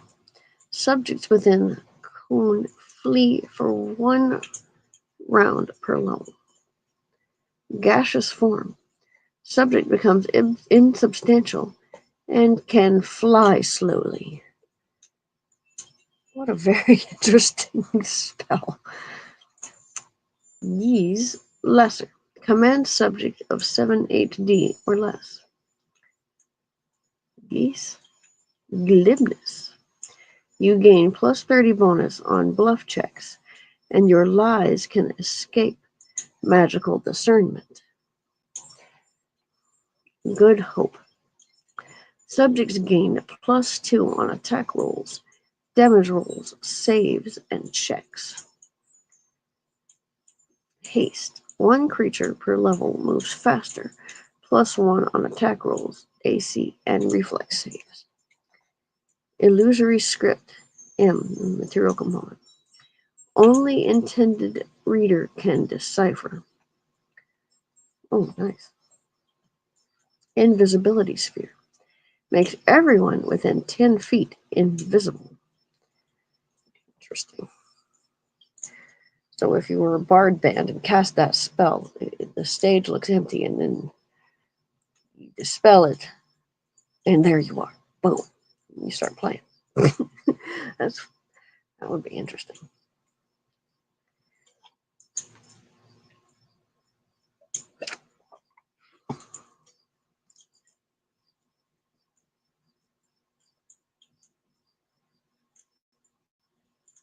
A band of hobbit bards. Or 2 hobbits, a dwarf and a dark elf. Likes to cast shatter on everything.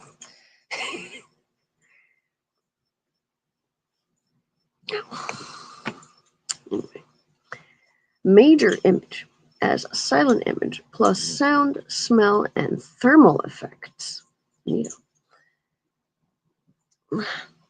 Phantom steed. Magic horse appears for 1 hour per level. If it's a 3rd level spell, does that mean you get a magic steed for 3 hours?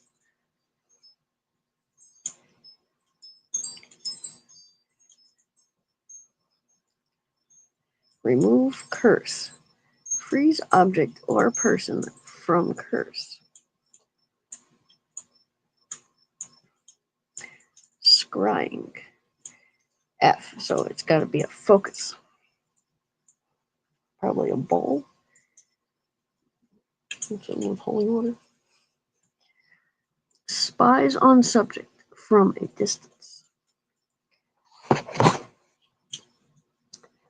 Sculpt sound. Creates new sounds or changes existing ones. Interesting. Secret page. Changes one page to hide its real content. See invisibility. Reveals invisible creatures or objects. Kind of like the glitter one, I guess.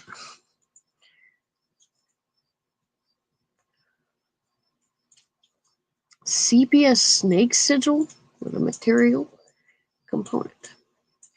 Creates text symbol that immobilizes reader. Whoa. What? Creates text symbol that immobilizes reader. Sepia snake sigil. Material component. So you gotta have a piece of paper, I guess, and some ink and write this. And you cast sepia snake sigil on the material component, and it immobilizes the reader.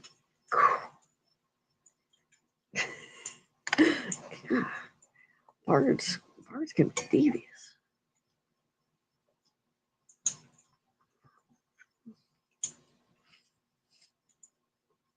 Slow.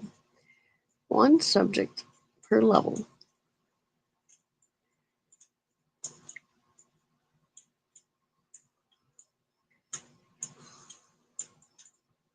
Slow. 1 subject per level takes only 1 action per round, -2 to AC and attack rolls. So you can slow down your opponent. Speak with animals. You can communicate with animals. Summon monster 3.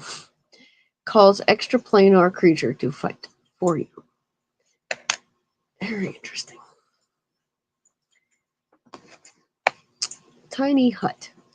Creates shelter for 10 creatures. Tiny hut. 10 creatures.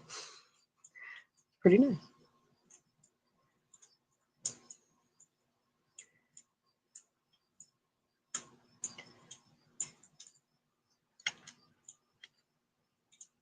Tiny hut.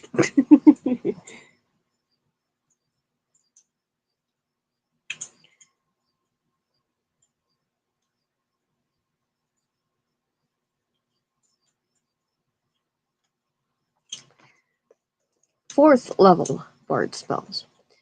Break enchantment. Freeze subjects from enchantments, alterations, curses, and petrification. Cure critical wounds. Cures 4d8 damage plus 1 per level. Max plus 20.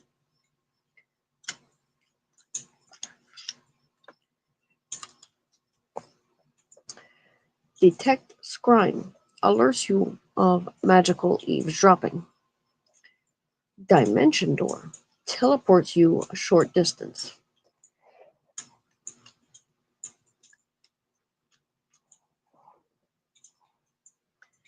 Dominate person. Controls humanoid telepathically. Freedom of movement. Subject moves normally despite impediments. Hallucinatory terrain. Makes one type of terrain appear like another. Field into forest or black. Like make it, so you're making a mirage, I guess. Hold monster. As hold person, but any creature. Invisibility. Greater. As invisibility, but subject can attack and stay invisible. Legend lore. Material and focus. Lets you learn tales about a person, place, or thing. Locate creature. Indicates direction to familiar creature. Modify memory. Change 5 minutes of subject's memories. Wow, that's spooky. Neutralize poison. Immunizes subject against poison. Detoxifies venom in or on subject. Nice. Rainbow pattern. Lights fascinate 24 hit dice of creatures. Rainbow pattern. Repel vermin. Insects, spiders, and other vermin stay 10 feet away. So cast Tiny Hut and Rainbow pattern. And no, wait. Repel vermin. The hell I said that one. Okay, so if you cast Tiny Hut and Repel vermin, then you can make yourself a nice cozy little spot in the wilderness. And sit there and play your instrument. Secure shelter. Creates sturdy cottage. Well, you could cast Tiny Hut and then you could cast Secure Shelter and create a sturdy cottage. That's interesting. Shadow Conjuration. Mimics conjuring below fort level, but only 20% real. Shout. Deafens all within cone and deals 5d6 sonic damage. Oh my goodness. Speak with plants. You can talk to normal plants and plant creatures. Summon Monster 4. Calls extra planar creature to fight for you. Zone of Silence. Keeps eavesdroppers from overhearing conversations. Interesting. 5th level bard spells. Cure light wounds. Mass. Cures 1d8 damage plus 1 per level for many creatures. Ooh.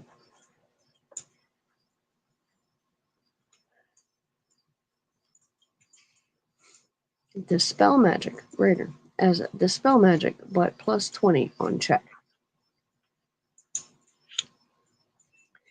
Dream sends message to anyone sleeping. That's spooky. False vision, material focus. Fools scrying with an illusion. So fools the scrying with an illusion. So if they're scrying to see what you're doing, they'll see what you want them to see. Heroism, greater, gives +4 bonus on attack rolls, saves, skill checks, immunity to fear, temporary HP.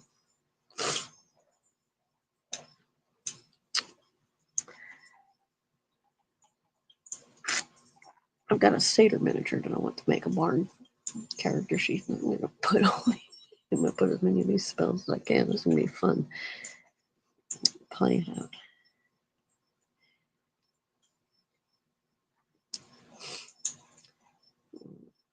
Yeah, this map.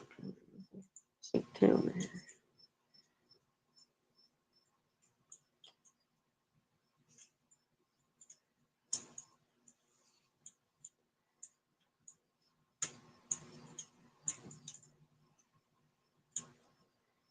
Mind fog. Subjects in fog get -10 to wisdom and will checks.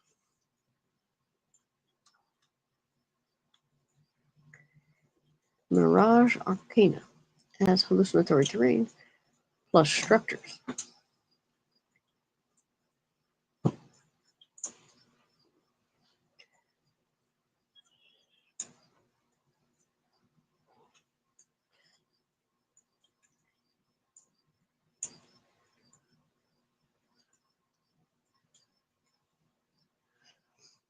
Mislead turns you invisible and creates illusory double.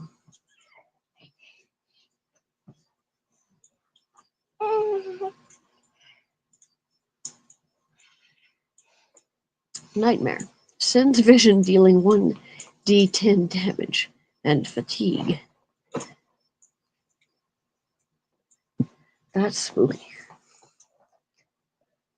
Persistent image as major image, but no concentration required. Seeming changes appearance of one person per 2 levels. Shadow evocation mimics evocation of lower than 5th level, but only 20% real. Shadow walk step into shadow to travel rapidly. Huh. Song of Discord forces targets to attack each other. Suggestion mass as a suggestion plus 1 subject per level. Summon monster 5. Cause extra planar creature to fight for you. Okay.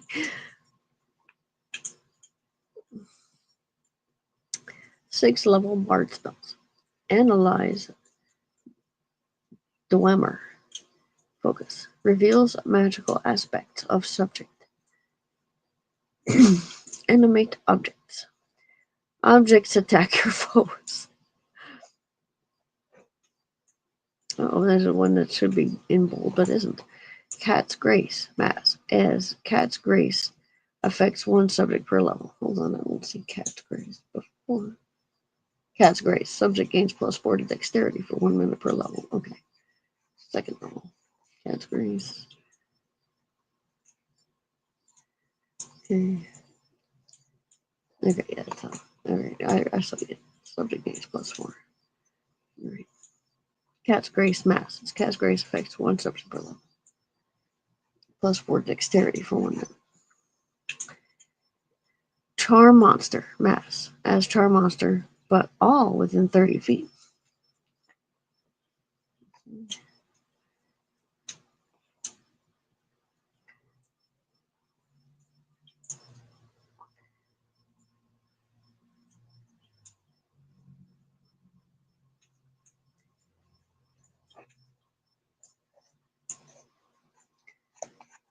Charm Monster. Makes monster believe it's your ally. Makes all monsters within 30 feet think they're your allies. And then you call the extra planar creature to fight for you.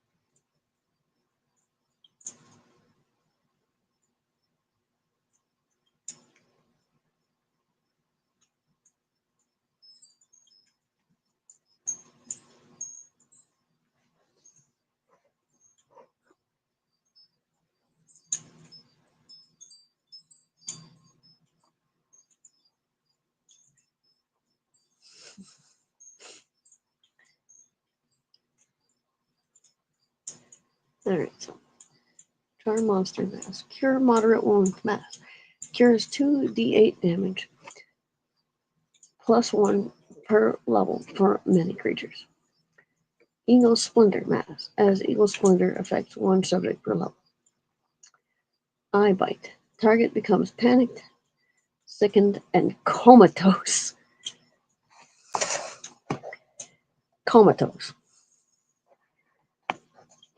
Target becomes panicked, sickened, and comatose.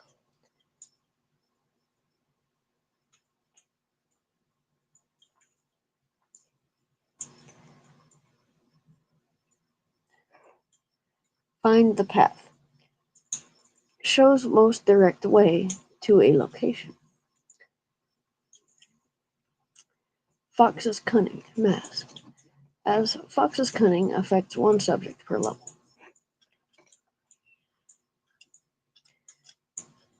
Obviously, you don't get all of these spells. You have to pick, right?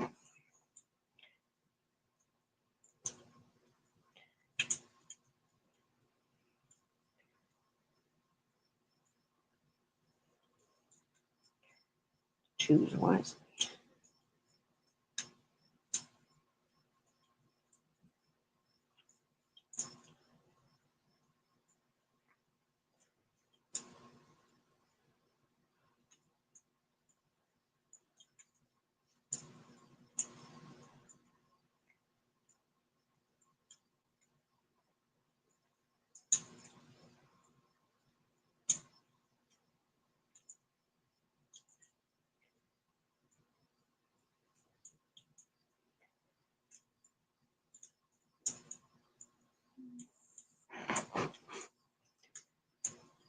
Geese Quest. As Lesser Geese, plus it affects any creature.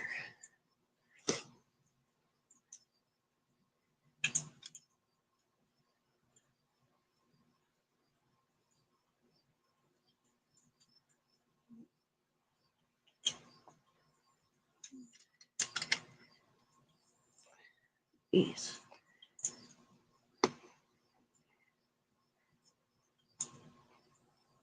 Geese Lesser command subject of 7 HD or less. Okay, so as plus it affects any creature. Okay. Geese command subject. Okay.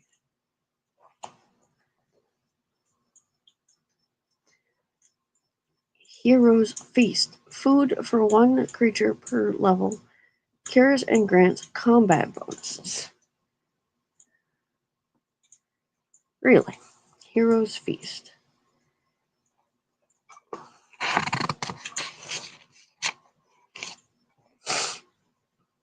Irresistible Dance. Forces subject to dance.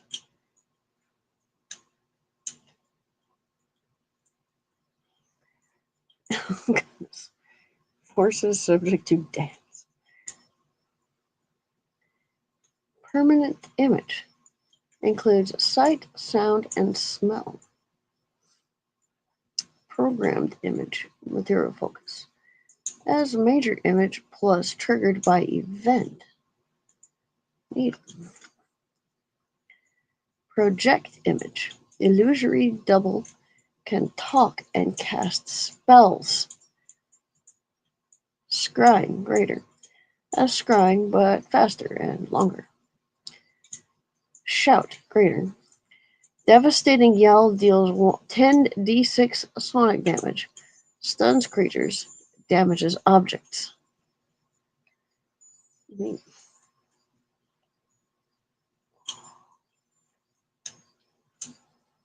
Summon monster 6. Cause extra planar creature to fight for you. Sympathetic vibration. Deals a 2d10 damage round. 2 freestanding structure. Okay. Oop. You can damage structure. Sympathetic vibration. So I don't know about that. Tesla stuff right here. Bridge experiment.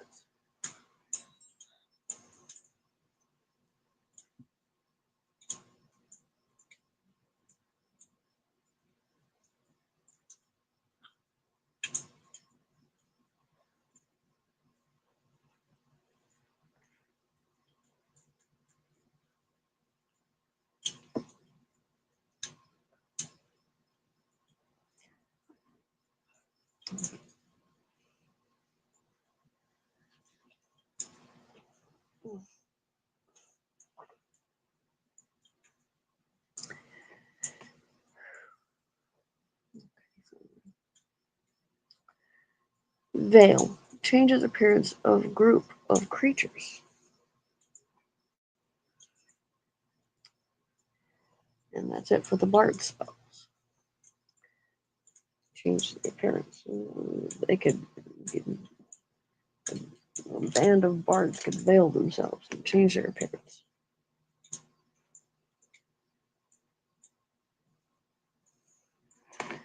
Cleric spells.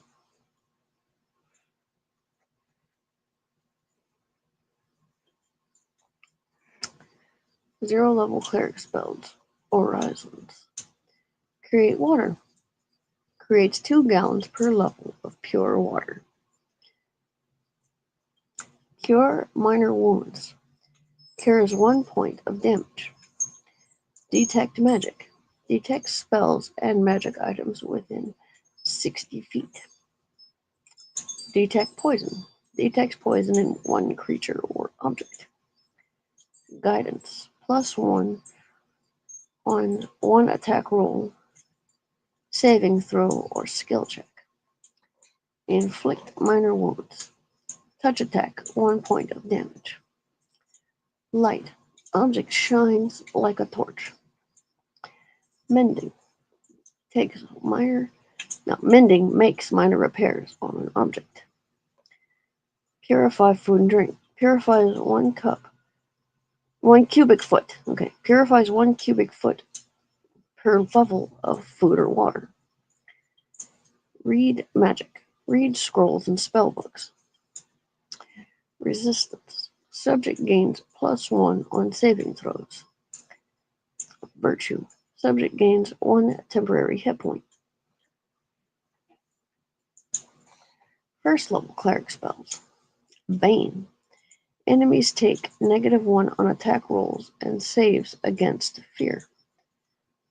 Bless. Allies gain +1 on attack rolls and saves against fear. Bless water. Material component. Makes holy water. Cause fear. 1 creature of 5 hit dice or less flees for 1d4 rounds. Command. 1 subject obeys selected command for 1 round. Comprehend languages. You understand all spoken and written languages. Cure light wounds. Cures 1d8 damage +1 per level, max +5. Curse water. Material component makes unholy water. Okay. Bless and curse water. Interesting.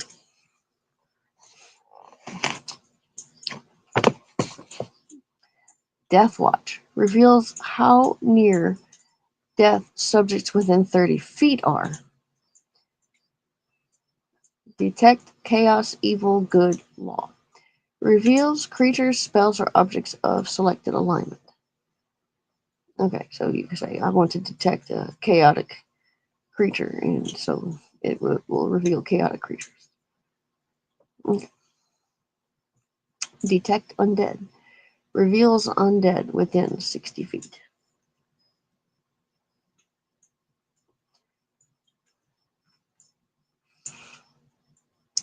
Divine Favor. You gain +1 per 3 levels on attack and damage rolls. Doom. One subject takes -2 on attack rolls, damage rolls, saves, and checks. Endure Elements. Exist comfortably in hot or cold environments. Entropic Shield. Ranged attacks against you have 20% miss chance. Hide from undead. Undead can't perceive one subject per level. Inflict light wounds. Touch deals 1d8 damage +1 per level, max +5.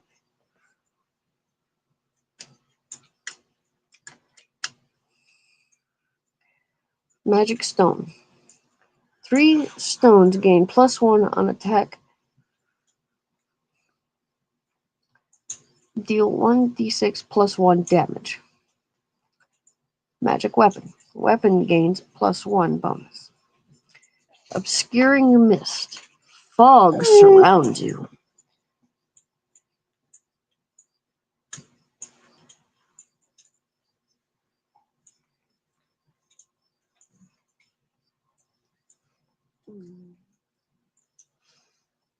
Cuddly. Cuddly boy.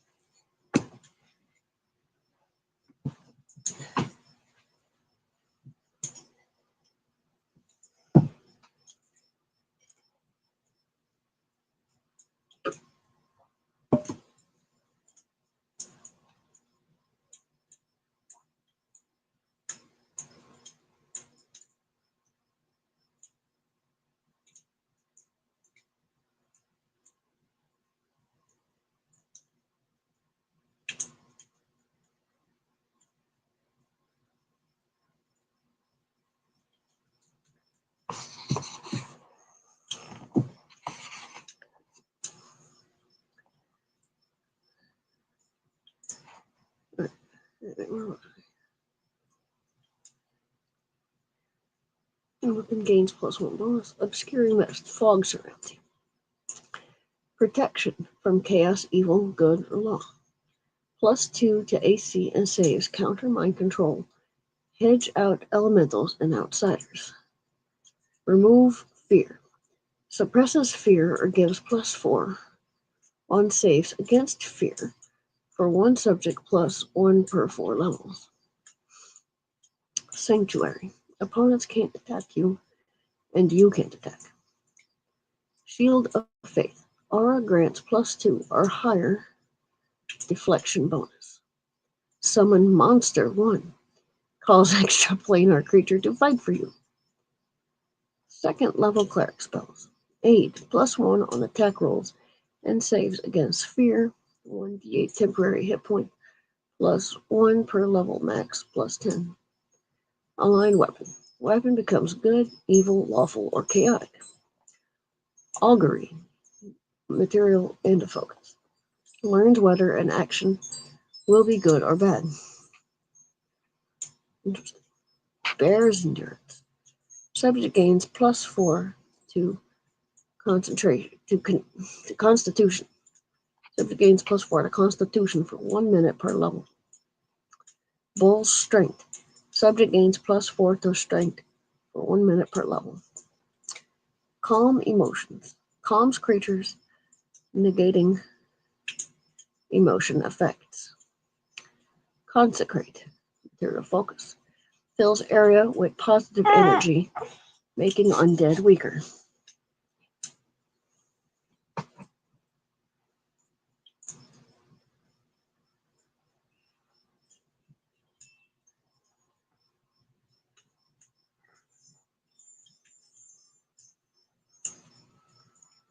Cure moderate wounds. Cures 2d8 damage plus 1 per level, max plus 10. Darkness. 20 feet radius of supernatural shadow. Death Canal. Kills dying creature. You gain 1d8 temporary hit points, plus 2 to strength and plus 1 level.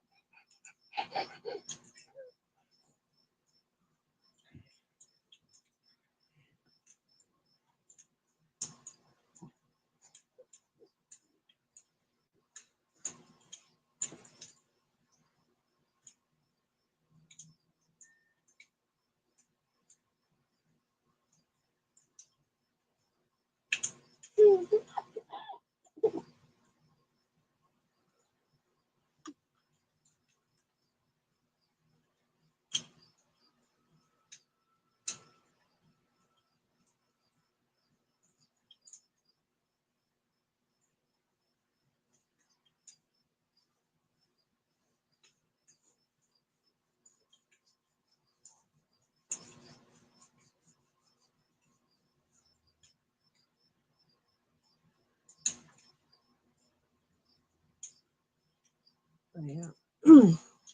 Review I read about this book said the spell list wasn't included, but here it is. I found it.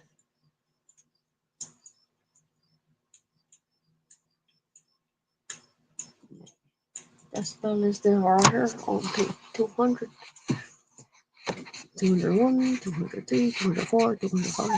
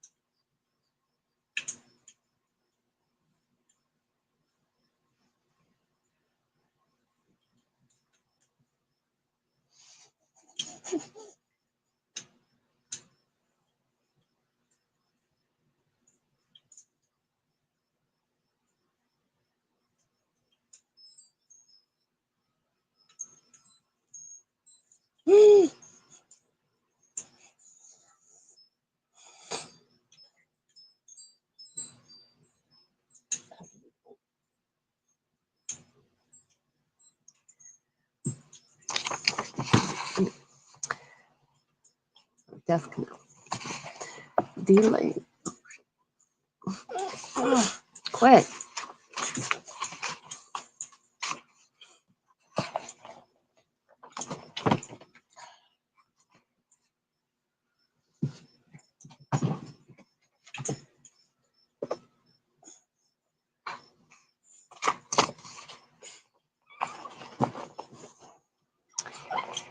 Okay. Delay poison. Stops poison from harming subject for 1 hour per level.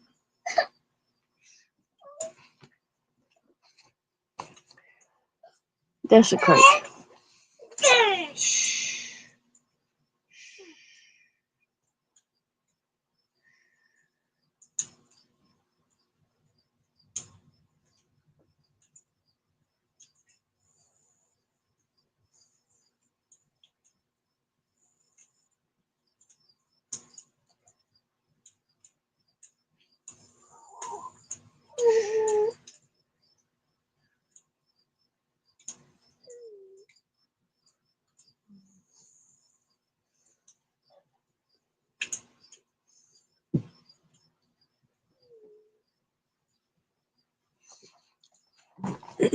Delay poison.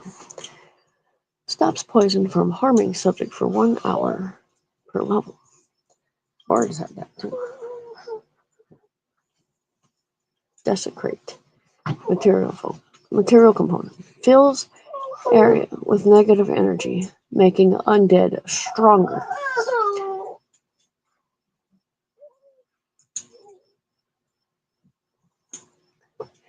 Eagle's Splendor. Subject gains +4 to charisma for 1 minute per level. Enthrall. Captivates all within 100 feet plus 10 feet per level. Find traps. Notice traps as a rogue does. Gentle Repose. Again, it's not in bold when it should be. Preserves 1 corpse. Gentle Repose. Preserves 1 corpse. It's not in bold. Hold Person. Paralyzes 1 humanoid for 1 round per level. Inflict moderate wounds. Touch attack. 2d8 damage +1 per level. Max +10.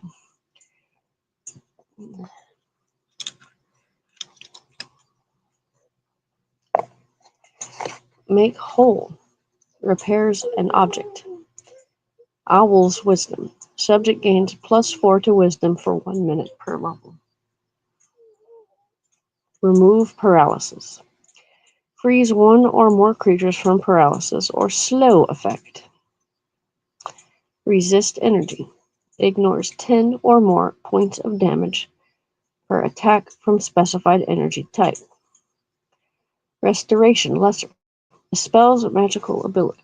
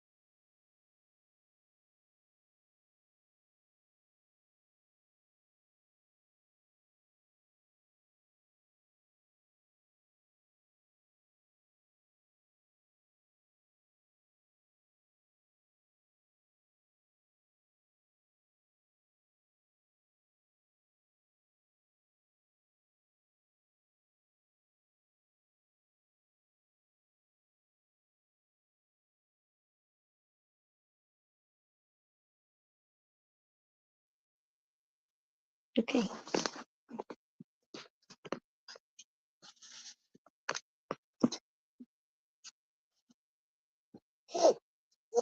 Mm, mm, Repairs an object. Owl's wisdom. Subject gains +4 to wisdom for 1 minute per level. Remove paralysis. Freeze one or more creatures from paralysis or slow effect. Resist energy. Ignores 10 or more points of damage per attack from specified energy type. Restoration lesser. Dispels magical ability penalty or repairs 1d4 ability damage. So restoration repairs ability damage. 1d4. Shatter. Sonic vibration damages objects or crystalline creatures. Shield other. F for focus. You take half of subject's damage. So, okay. Shielding. You take half of subject's damage. If a creature is being attacked, you can shield them. Silence. Negates sound in a 15-foot radius. Sound burst. Deals 1d8 sonic damage to subjects. May stun them. Spiritual weapon. Magic weapon attacks on its own. Status. Monitors condition, position of allies. Summon monster 2. Calls extraplanar creature to fight for you. Undetectable alignment. Conceals alignment for 24 hours. It's quite long. Zone of truth. Subjects within range cannot lie. And that's just second level cleric spells. Third level cleric spells. Animate dead material. Creates undead skeletons and zombies. Bestow curse. -6 to an ability score. -4 on attack rolls, saves, and checks, or 50% chance of losing each action. You could curse them. Blindness, deafness. Make subject blinded or deafened. Contagion. Infect subject with chosen disease. Continual flame material component. Makes a permanent heatless torch. How permanent? Create food and water. Feeds 3 humans or 1 horse per level.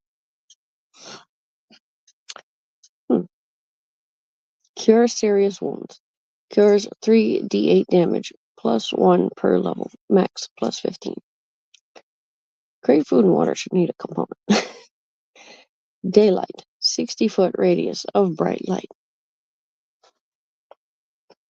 Deeper darkness.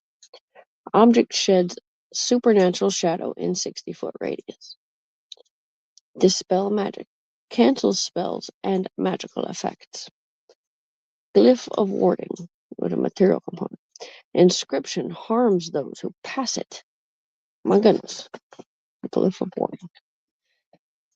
Helping hand. Ghostly hand leads subject to you. Creepy. Inflict serious wounds.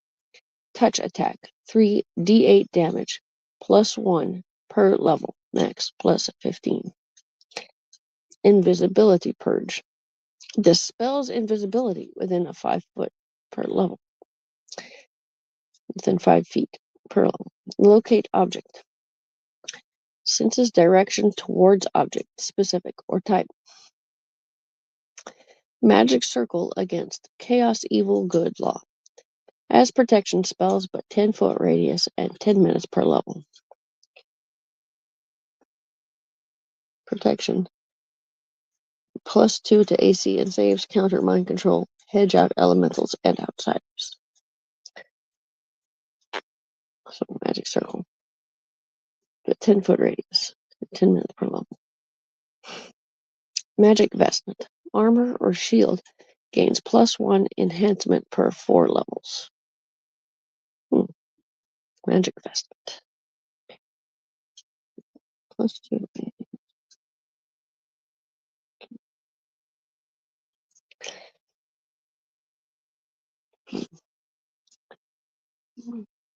Meld into stone.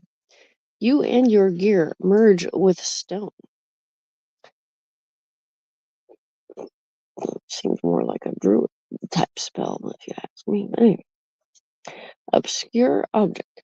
Masks object against scrying. Prayer. Allies +1 bonus on most rolls. Enemies -1 penalty. Protection from energy. Absorb 12 points per level of damage from one kind of energy. Remove blindness and deafness. Cures normal or magical conditions. Remove curse. Freeze object or person from curse. Remove disease.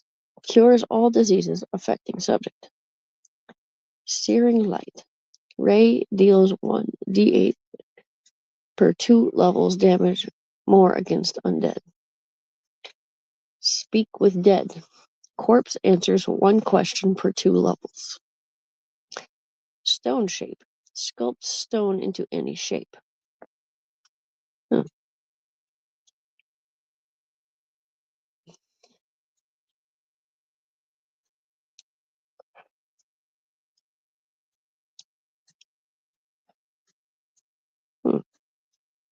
Summon monster 3.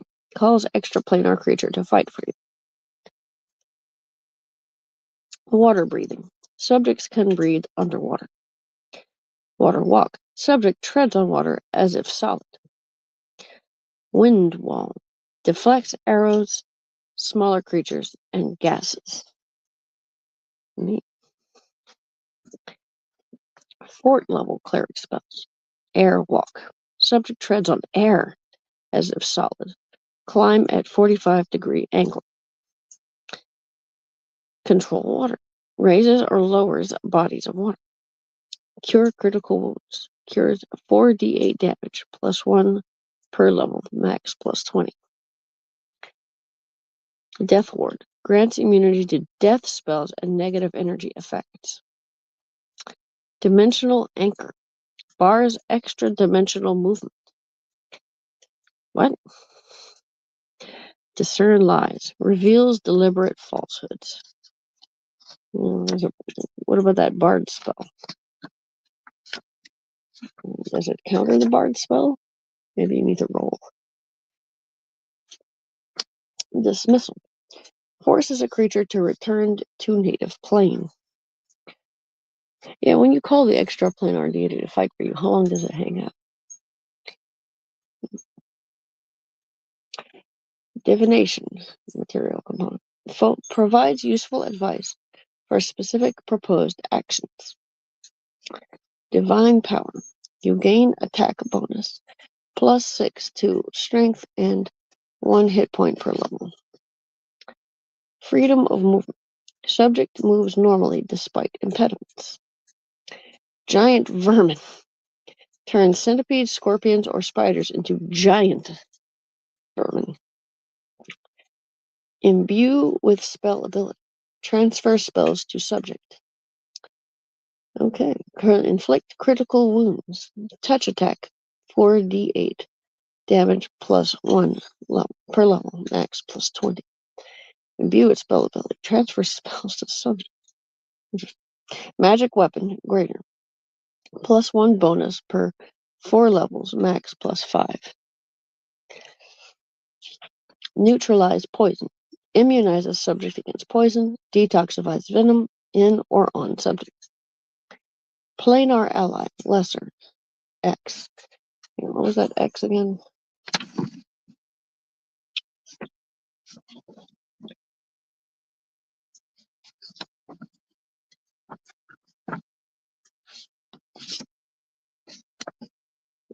An X denotes a spell with an XP component paid by the cast.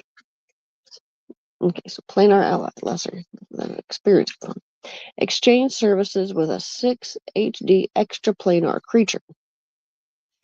Okay, cool. Exchange services. Poison.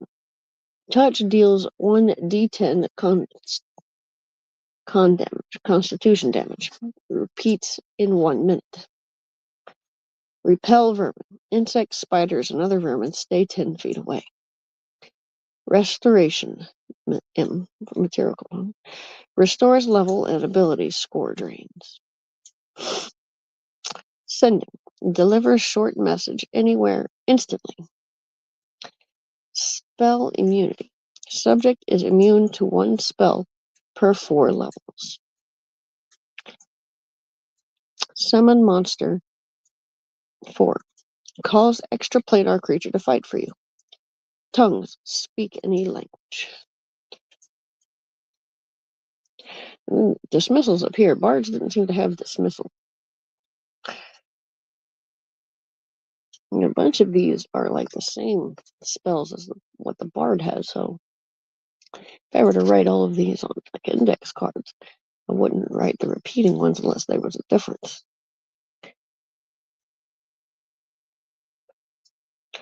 And the card I could write that it applies to like bards and clerics.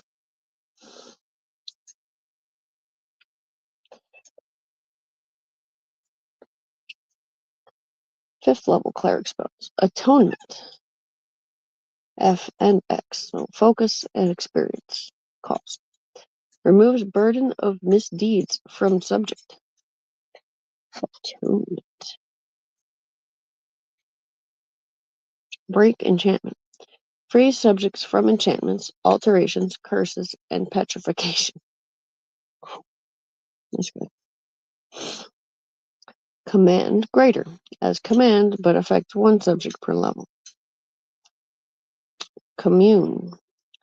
Deity answers 1 yes or no question per level. So that's got an experience point cost. Commune with X. A deity answers 1 yes or no question per level. Cure light wounds. Mass. Cures 1d8 damage plus 1 per level for many creatures. Dispel. Chaos, evil, good, law. Plus 4 bonus against attacks. Disrupting weapon. Melee weapon destroys undead. Oh, nice. Disrupting weapon. Flame strike. Smite foes with divine fire. 1d6 per level damage. Hollow material force. Designates location as hold.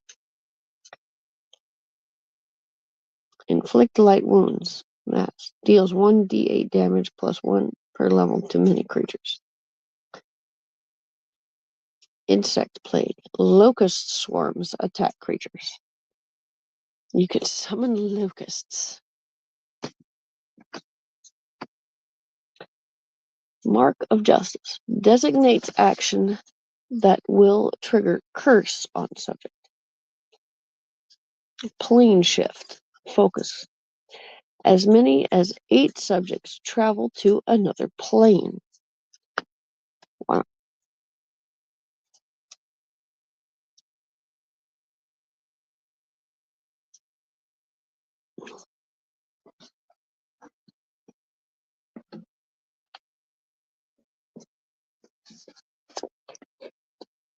Raise dead.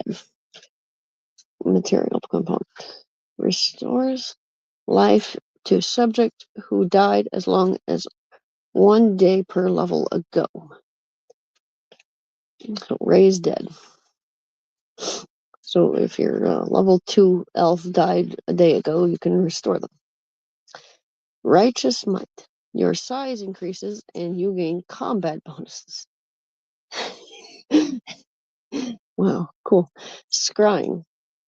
Your size increases by how much? Scrying. Focus. Spies on subject from a distance. Slay living. Touch attack kills subject. Goodness. Just straight up death touch. Good. Spell resistance. Subject gains SR 12 plus level. So spell resistance. Subject gains spell resistance 12 plus 1. Summon monster 5. Calls extraplanar creature to fight for you. Again, like if I was going to write these on the next cards, I'd only write those ones once. Let's see. I think it's called that for the bards too. Bees. Summon monster, yep. Symbol of pain. Material focus. Material component. Triggered rune. Racks nearby creatures with pain. Cool. A rune. Symbol of sleep. Material component. Triggered rune puts nearby creatures into catatonic slumber. Yeah. True seeing. Material component. Lets you see all things as they really are. Unhallow. Material component. Designates location as unholy. Wall of stone. Why isn't that in bold? It should be in bold. Creatures creates a stone wall that can be shaped. Well, I guess I've seen stone walls around graveyards.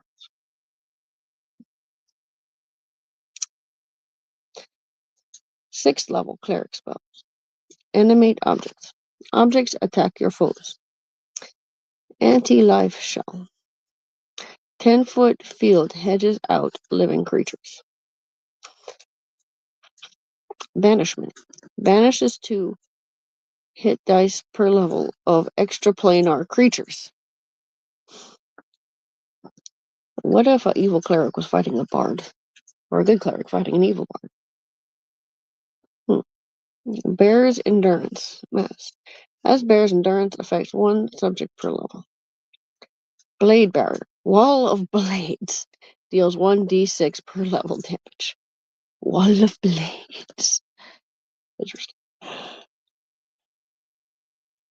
Bull strength. Mass. As bull strength affects 1 subject per level. Create undead. Create ghouls, ghasts, mummies, or morgues. Cure moderate wounds. Max. It cures 2d8 damage plus 1 per level for many creatures.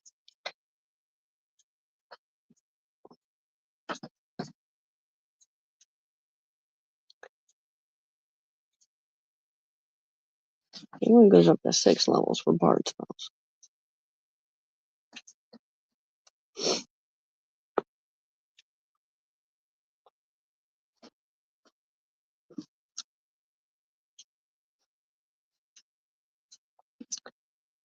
Okay. So cure moderate wounds. Cures 2d8 damage plus 1 per level for many creatures. Dispel magic greater. As dispel magic, but up to plus 20 on check. Eagle splendor. Mass. As eagle splendor affects 1 subject per level.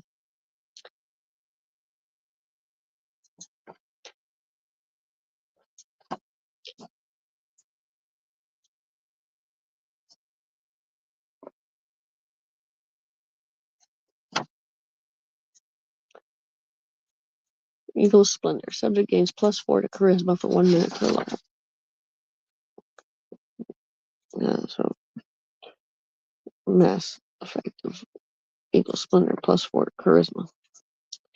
Find the path. Shows most direct way to a location.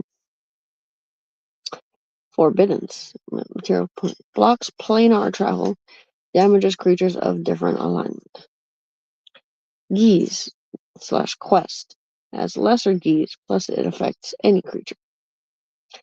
Glyph of warding. Greater. As glyph of warding, but up to 10 d8 damage or 6th level spell. Glyph of warding.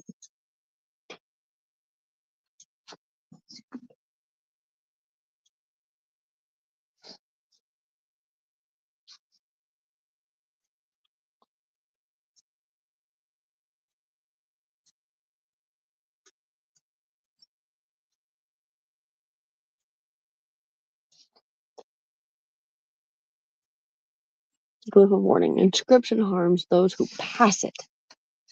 Goodness. But up to 10 d8 damage or 6th level spell. Harm. Deals 10 points per level of damage to target. Heal. Cures 10 points per level of damage, all diseases and mental conditions. Hero's Feast. Food for one creature per level cures and grants combat bonuses. Inflict moderate wounds. Mass. Deals 2d8 damage plus 1 per level to many creatures. Why don't feasts and stuff require material components? It seems like it should.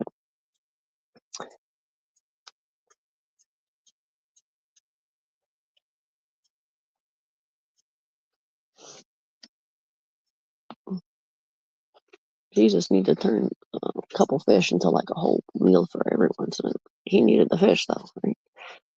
He didn't just, you know, fish and the bread. Inflict moderate wounds. Mass. Deals 2d8 damage plus 1 per level to many creatures. Owl's Wisdom. Mass. An Owl's Wisdom affects one subject per level. That's Owl's Wisdom.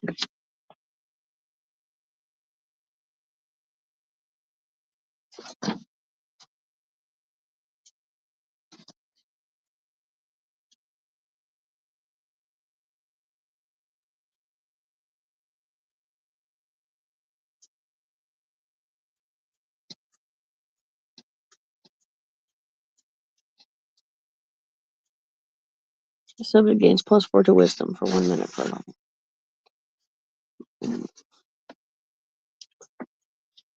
Owl's Wisdom. An Owl's Wisdom affects one subject per level. Planar ally with experience cost. As a lesser planar ally, but up to 12 hit dice. Summon Monster 6. Calls extra planar creature to fight for you. Symbol of Fear with a material component.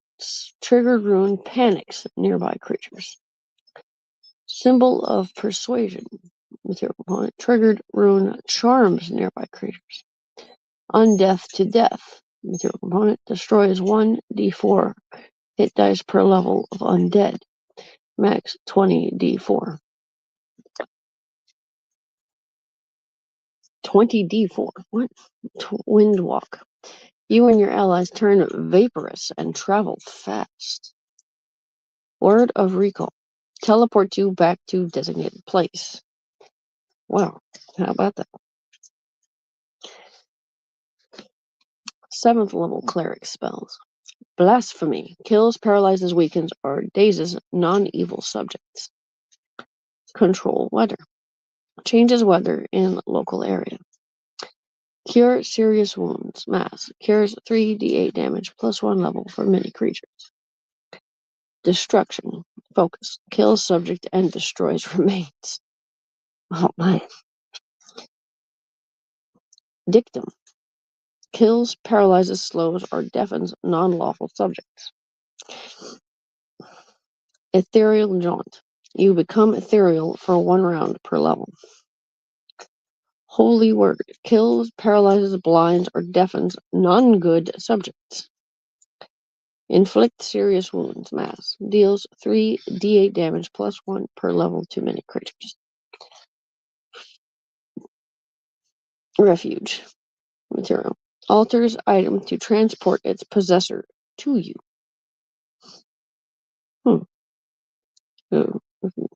Refuge. Alters an item to transport its possessor to you.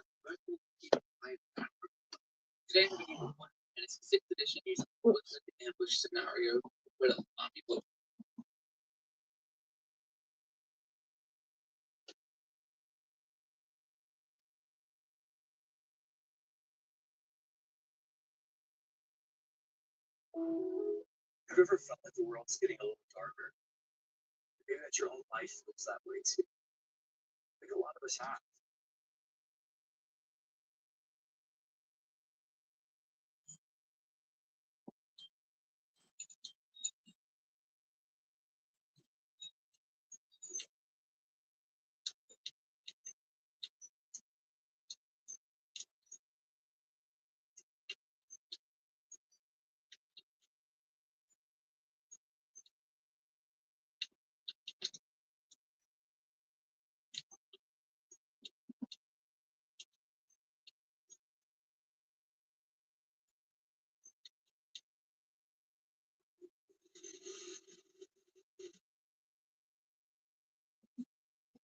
Okay.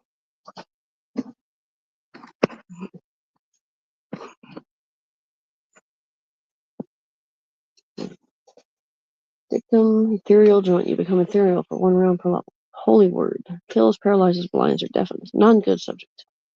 Inflict serious wounds. Max. Deals 3d8 damage. +1 per level to many creatures. Refuge. M. Material. Alters item to transport its possessor to you. Regenerate. Subject's severed limbs grow back.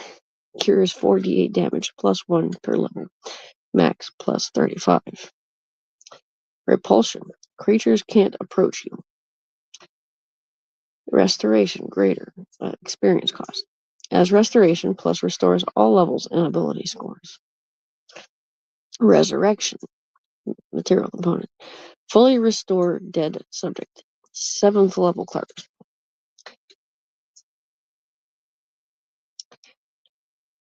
So scrying. Greater. As scrying, but faster and longer. Summon monster 7. Calls explanar deity to fight for you. Creature. Okay. Subject of stun. Symbol. Okay. Summon monster 7. Calls extraplanar creature to fight for you. Symbol of stunning. Material component. Triggered rune stuns nearby creatures. Symbol of weakness. M. Triggered rune weakens nearby creatures. Word of chaos. Kills, confuses, stuns, or deafens non-chaotic subjects. So if you were going to make a little chapel for your cleric to live in, and he just casts these runes on all the walls and stuff, maybe outside in the yard,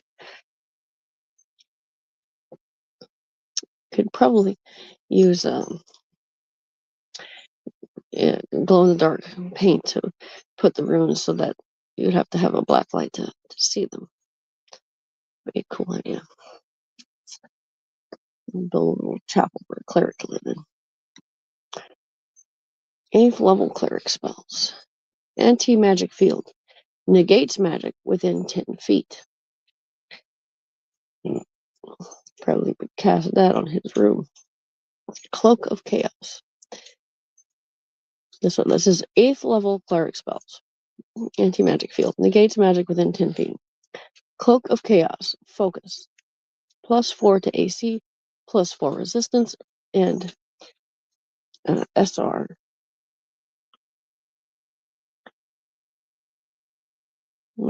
SR.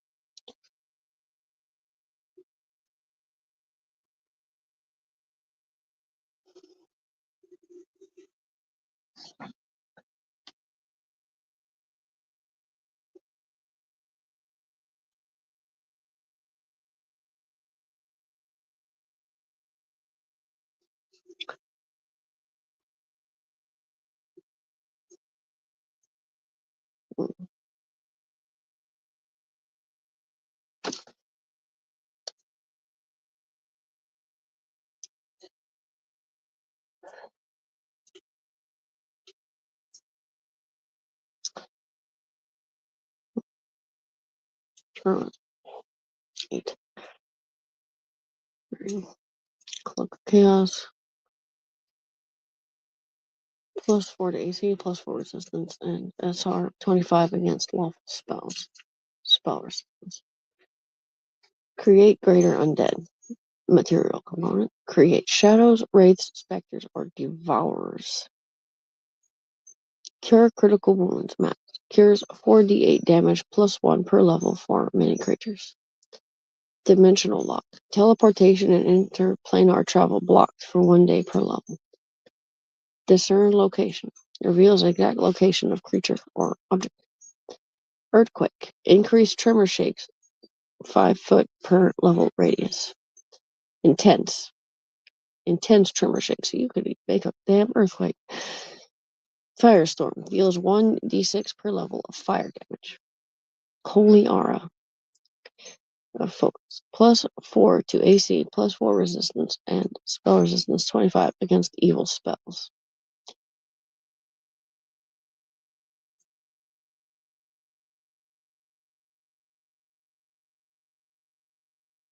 Planar ally greater with experience cost. As lesser planar ally, but up to 18 hit dice. Inflict critical wounds. Mass deals 4d8 damage +1 per level to many creatures. Shield of Law. Focus. +4 to AC, +4 resistance, and shield and spell resistance 25 against chaotic spells. Spell immunity greater. As spell immunity, but up to 8th level spells. Summon monster 8. Calls extraplanar creature to fight for him. Symbol of death. I'm gonna just make one card for all the summon monster.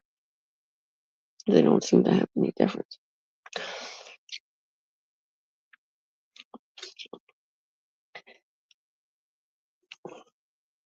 Symbol of death.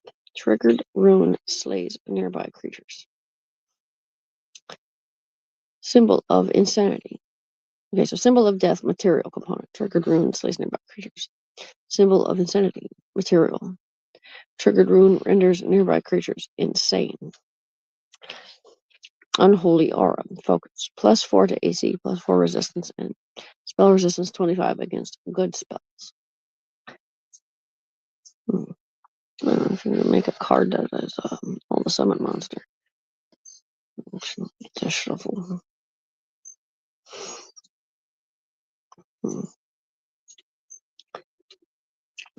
Unholy aura. 9th level cleric spells. Astral projection. Projects you and companions into astral plane. Energy drain. Subject gains a 2d4 negative level. Etherealness. Travel to ethereal plane with companions. Gate with experience cost. Connects 2 planes for travel or summoning. Heal.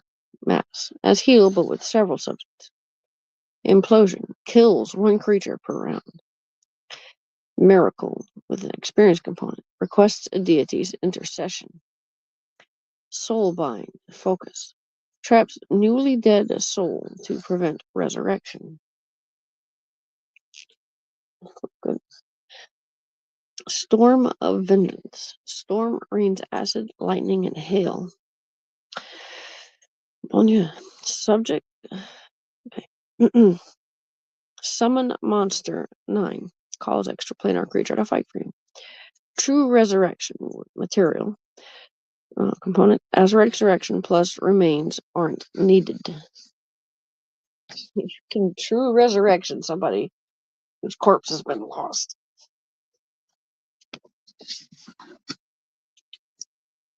Cleric domains. Air domain. Granted powers. Turn or destroy earth creatures as a good cleric turns undead. Rebuke, command, or bolster air creatures as an evil cleric rebukes undead. Use these abilities a total number of times per day equal to 3 plus your charisma modifier. This granted power is a supernatural ability. Air domain spells. 1. Obscuring mist. Fog surrounds you. 2. Wind wall. Deflects arrows, smaller creatures, and gases. 3. Gaseous form. Subject becomes insubstantial and can fly slowly. 4. Airwalk. Subject treads on air as if solid. Climb at 45-degree angle. 5. Control winds. Change wind direction and speed. 6. Chain lightning. 1d6 per level. Damage. 1 secondary bolt per level if each deals half damage. 7. Control weather. Changes weather in local area. 8. Whirlwind. Cyclone deals damage and can pick up creatures. 9. Elemental swarm. Summons multiple elementals. Cast as an air spell only. Animal domain. Granted powers. You can use speak with animals once per day as a spell-like ability. Add knowledge of nature to your list of cleric class skills. Animal domain spells. 1 calm animals. Calms 2d4 plus level hit dice of animals. Hold animal. Paralyzes 1 animal for 1 round per level. Dominate animal. Subject animal obeys silent mental commands. 4. Summon nature's ally. 4. Calls creature to fight. 5. Commune with nature. Learn about terrain for 1 mile per level. 6. Anti-life shell. 10-foot field hedges out living creatures. 7. Animal shapes. 1 ally per level polymorphs into chosen animal. 8. Summon nature's ally. 8. Calls creature to fight. 9. Shape change with a focus. Transforms you into any creature and change forms once per round. Can only summon animals. Summon nature's ally can only summon animals. Chaos domain. Granted power. You cast chaos spells at +1 caster level.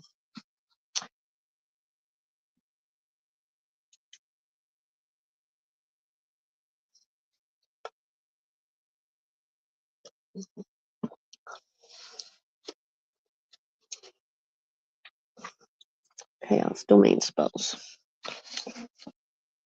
1 protection from law, +2 to AC and saves, counter mind control, hedge out elementals and outsiders. 2. Shatter. Sonic vibration damages objects or crystalline creatures. 3. Magic circle against law. As protection spells, but 10-foot radius and 10 minutes per level. 4. Chaos hammer. Damages and staggers lawful creatures. 5. Dispel law. +4 bonus against attacks by lawful creatures. 6. Animate objects. Objects attack your foes. 7. Word of chaos. Kills, confuses, stuns, or deafens non-chaotic subjects. 8. Cloak of chaos. Focus. +4 to AC. +4 resistance. Spell resistance 25 against lawful spells. 9. Summon monster. 9. Cause extraplanar creature to fight for you. Cast as chaos spell only. Death domain. Granted power. You may use a death touch once per day. Your death touch is a supernatural ability that produces a death effect. You must succeed on a melee touch attack against a living creature, using the rules for touch spells. When you touch, roll a 1d6 per cleric level you possess. If the total at least equals the creature's current hit points, it dies. No save. Death domain spells. 1. Cause fear. 1 creature of 5 hit dice or less flees for 1d4 rounds.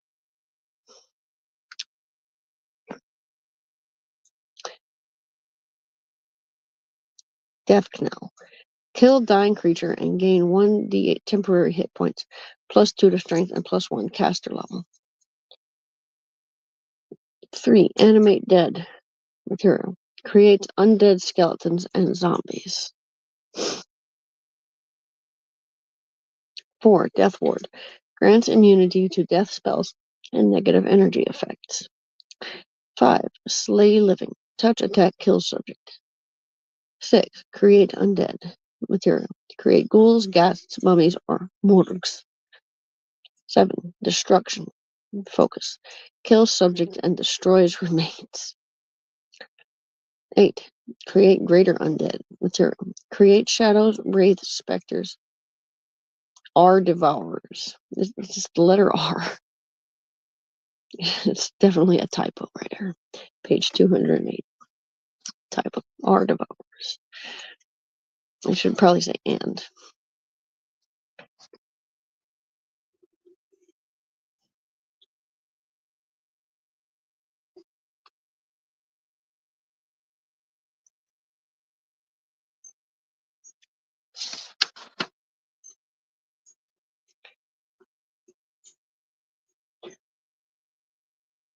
create shadows, wraiths, specters, or devourers. Okay, so it should say or, but it's just the letter R.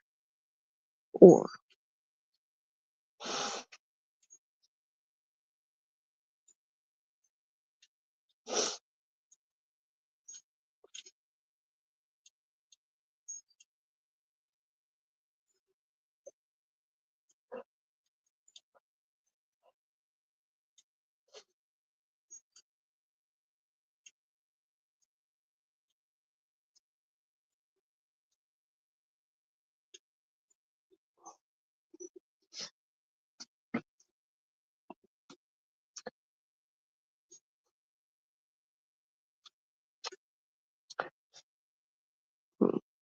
Or R.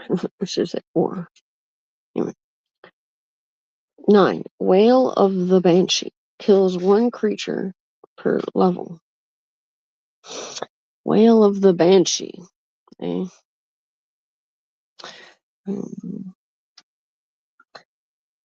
Destruction Domain. Granted power. You gain the Smite power, the supernatural ability to make a single melee attack with a +4 bonus on attack rolls and a bonus on damage rolls equal to your cleric level if you hit. You must declare the Smite before making the attack. This ability is usable once per day. Destruction Domain spells. 1. Inflict light wounds. Touch attack 1d8 damage +1 per level, max +5. 2. Shatter. Sonic vibration damages objects or crystalline creatures. 3. Contagion. Infect subject with chosen disease. 4. Inflict critical wounds. Touch attack 4d8 damage +1 per level, max +20.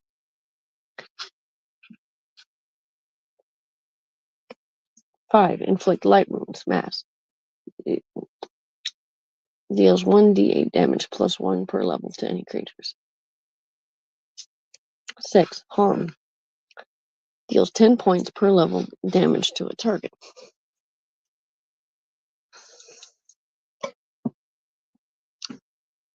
7. Disintegrate. Makes 1 creature or object vanish. Probably in a very disturbing manner. 8. Earthquake. Intense tremor shakes a 5-foot per level radius. 9. Implosion. Kills 1 creature per round. Probably in a very disturbing manner. Earth Domain. Granted power. Turn or destroy air creatures as a good cleric turns undead. Rebuke, command, or bolster earth creatures as an evil cleric rebukes undead.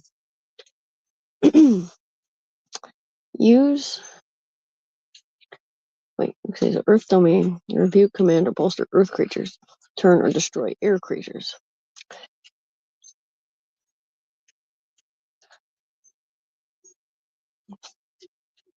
Destroy earth. Raise, command, bolster air. Okay. Use these abilities a total number of times per day equal to 3 plus your charisma modifier. This granted power is a supernatural ability. So next to the charisma modifier box should be this. It should be a little box for this. Charisma modifier plus granted power 3 plus.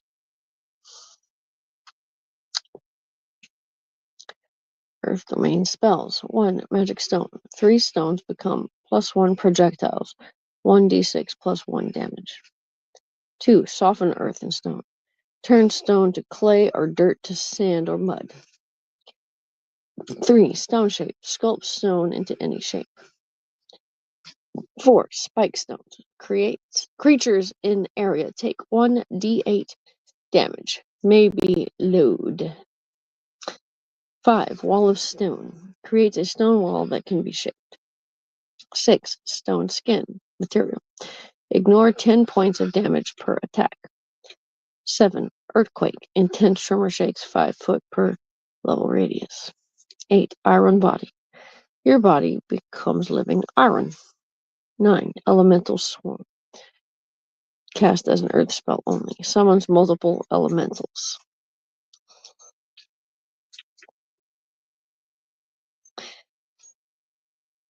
Evil domain. Granted power. You cast evil spells at +1 caster level. Evil domain spells. 1. Protection from good. +2 to AC and saves. Counter mind control. Hedge out elementals and outsiders. 2. Desecrate. Material. Fills area with negative energy, making undead stronger. So some kind of satanic cleric with a graveyard. Like he gets summoned. 3. Magic circle against good. As protection spells, but 10-foot radius and 10 minutes per level. 4. Unholy blight. Damages and sickens good creatures. 5. Dispel good. +4 bonus against attacks by good creatures. 6. Create undead. Material. Create ghouls, ghasts, mummies, or morgues. 7. Blasphemy. Kills, paralyzes, weakens, or dazes non-evil subjects. 8. Unholy aura. Focus. +4 to AC, +4 resistance, SR, 25 against good spells. 9. Summon monster. 9. Calls extraplanar creature to fight for you. Cast as an evil spell only.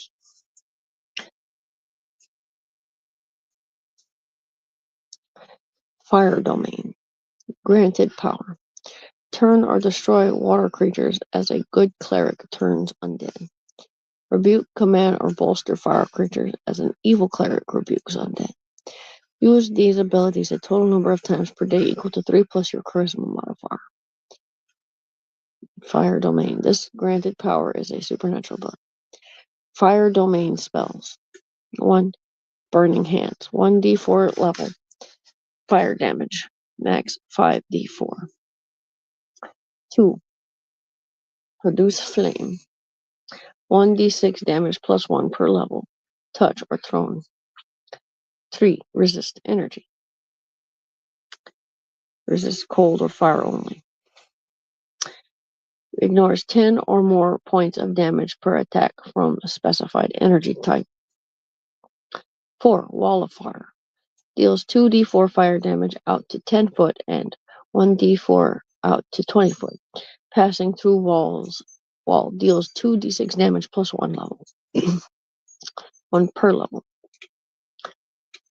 5. Fire shield. Creatures attacking you take fire damage. You're protected from heat or cold. 6. Fire seeds. Acorns and berries become grenades and bombs. It sounds more like something a druid might. I don't know. 7. Firestorm. Deals 1d6 per level of fire damage. 8. Incendiary cloud. Cloud deals 4d6 fire damage per round. 9. Elemental swarm. Summons multiple elementals. Cast as fire spell only. Good domain. Granted power. You cast good spells at +1 caster level. Good domain spells. 1. Protection from evil. +2 to AC and saves. Counter mind control, hedge out elementals and outsiders. 2. Aid. +1 on attack rolls. +1 on saves against fear. 1d8 temporary hit points +1 level. Max +10.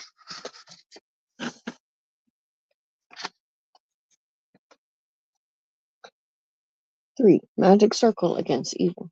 As protection spells, but 10-foot radius and 10 minutes per level. 4. Holy smite. Damages and blinds evil creatures. 5. Dispel evil. +4 bonus against attacks by evil creatures. 6. Blade barrier. Wall of blades deals 1d6 per level damage.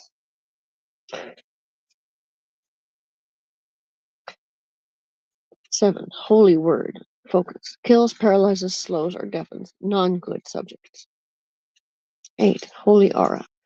+4 to AC, +4 resistance, and spell resistance 25 against evil spells. 9. Summon monster 9. Calls extraplanar creature to fight for you. Cast as a good spell only. Healing domain. Granted power. You cast healing spells at +1 caster level. Healing domain spells. 1. Cure light wounds. Cures 1d8 damage plus 1 per level, max plus 5. 2. Cure moderate wounds. Cures 2d8 damage plus 1 per level, max plus 10. 3. Cure serious wounds. Cures 3d8 damage plus 1 per level, max plus 15. 4. Cure critical wounds. Cures 4d8 damage plus 1 per level, max plus 20. 5. Cure light wounds. Max. Cures 1d8 damage plus 1 per level, max plus 25. For many creatures. 6. Heal. Cures 10 points per level of damage. All diseases and mental conditions. 7. Regenerate. Subject's severed limbs grow back. Cures 4d8 damage plus 1 per level. Max plus 35. 8. Cure critical wounds. Mass. Cures 4d8 damage plus 1 per level.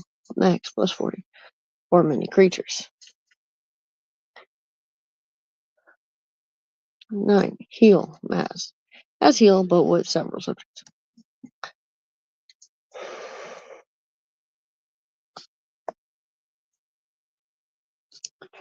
Knowledge domain. Granted power. Add all knowledge skills to your list of cleric class skills.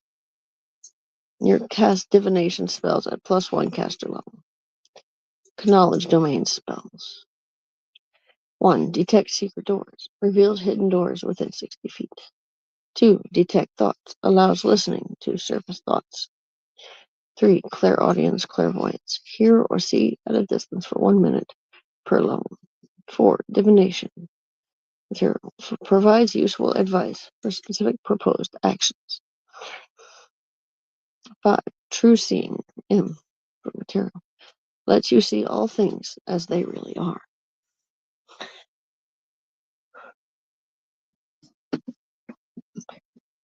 Six. Find the path. Shows most direct way to a location. 7. Legend lore. Material and focus. Lets you learn tales about a person, place, or thing. 8. Discern location. Reveals exact location of creature or object. 9. Foresight. Sixth sense. Warns of impending danger. Law domain. Granted power. You cast law spells at plus 1 caster level. Law domain spells. 1. Protection from chaos. Plus 2 to AC and saves. Counter mind control. Hedge out elementals and outsiders. 2. Calm emotions. Calms creatures, negating emotion effects. 3. Magic circle against chaos. As protection spells but 10-foot radius and 10 minutes per level. 4. Orders wrath. Damages and dazes chaotic creatures. 5. Dispel chaos. Plus 4 bonus against attacks by chaotic creatures. 6. Hold monster. As hold person, but any creature. 7. Dictum. Kills, paralyzes, slows, or deafens non-lawful subjects. 8. Shield of Law. Focus. Plus 4 to AC, plus 4 resistance, and spell resistance 25 against chaotic spells. 9. Summon monster. 9. Calls extraplanar creature to fight for you. Cast as a law spell only.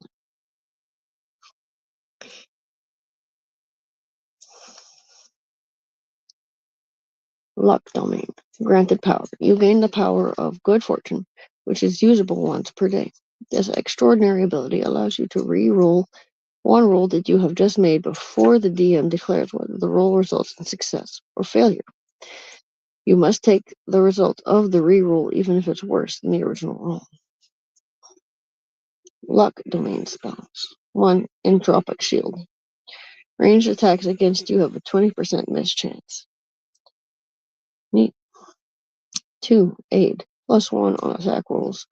Plus 1 against fear. 1d8 temporary hit points. Plus 1 per level. Max plus 10. 3. Protection from energy. Absorb 12 points per level of damage from one kind of energy. 4. Freedom of movement. Subject moves normally despite impediments. 5. Break enchantment. Free subjects from enchantments, alterations, curses, and petrification. 6. Mislead. Turns you invisible and creates illusory double. 7. Spell turning. Reflect 1d4 plus 6 spell levels back at caster. 8. Moment of prescience. You gain insight bonus on single attack roll, check, or save. 9. Miracle with experience cost. Requests a deity's intercession. Magic domain. Granted power. Use scrolls, wands, and other devices with spell completion or spell trigger activation as a wizard for 1/2 of your cleric level, at least first level, for the purpose of using a scroll or other magic device. If you are also a wizard, actual wizard levels and these effective wizard levels stack.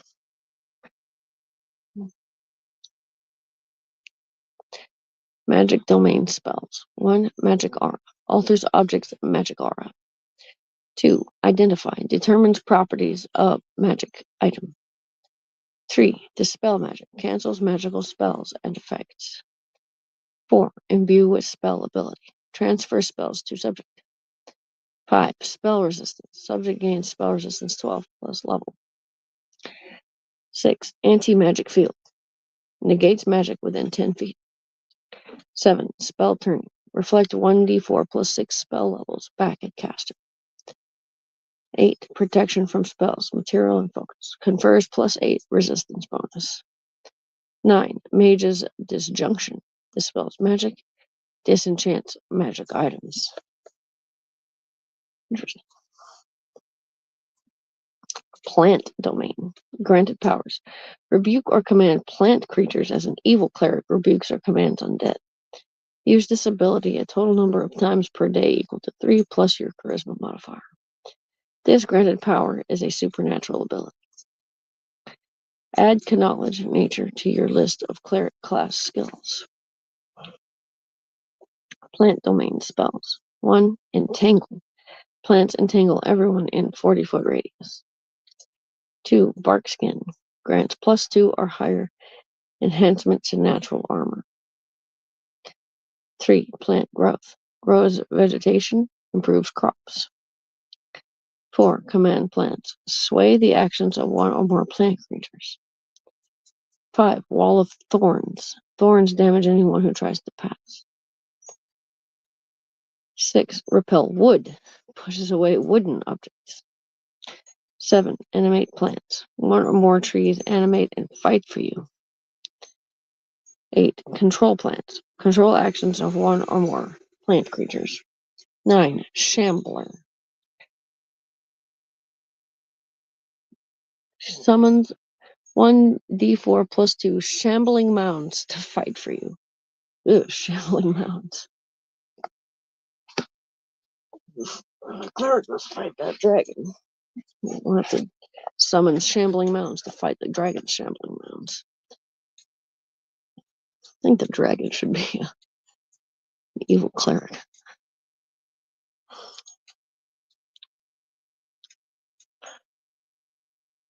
Protection domain. Granted power. You can generate a protective ward as a supernatural ability. Grant someone you touch a resistance bonus equal to your cleric level on his or her next saving throw. Activating this power is a standard action. The protective ward is an abjuration effect with a duration of 1 hour that is usable once per day. Protection domain spells. 1. Sanctuary. Opponents can't attack you, and you can't attack. 2. Shield other. Focus. You take half of subject's damage. 3. Protection from energy. Absorb 12 points per level of damage from one kind of energy. 4. Spell immunity. Subject is immune to one spell per 4 levels. 5. Spell resistance. Subject gains spell resistance 12 plus level. 6. Anti-magic field. Negates magic within 10 feet. 7. Repulsion. Creatures can't approach you. 8. Mind blank. Subject is immune to mental, emotional magic, and scrying. 9. Prismatic sphere. As prismatic wall, but surrounds on all sides. I haven't seen prismatic wall before.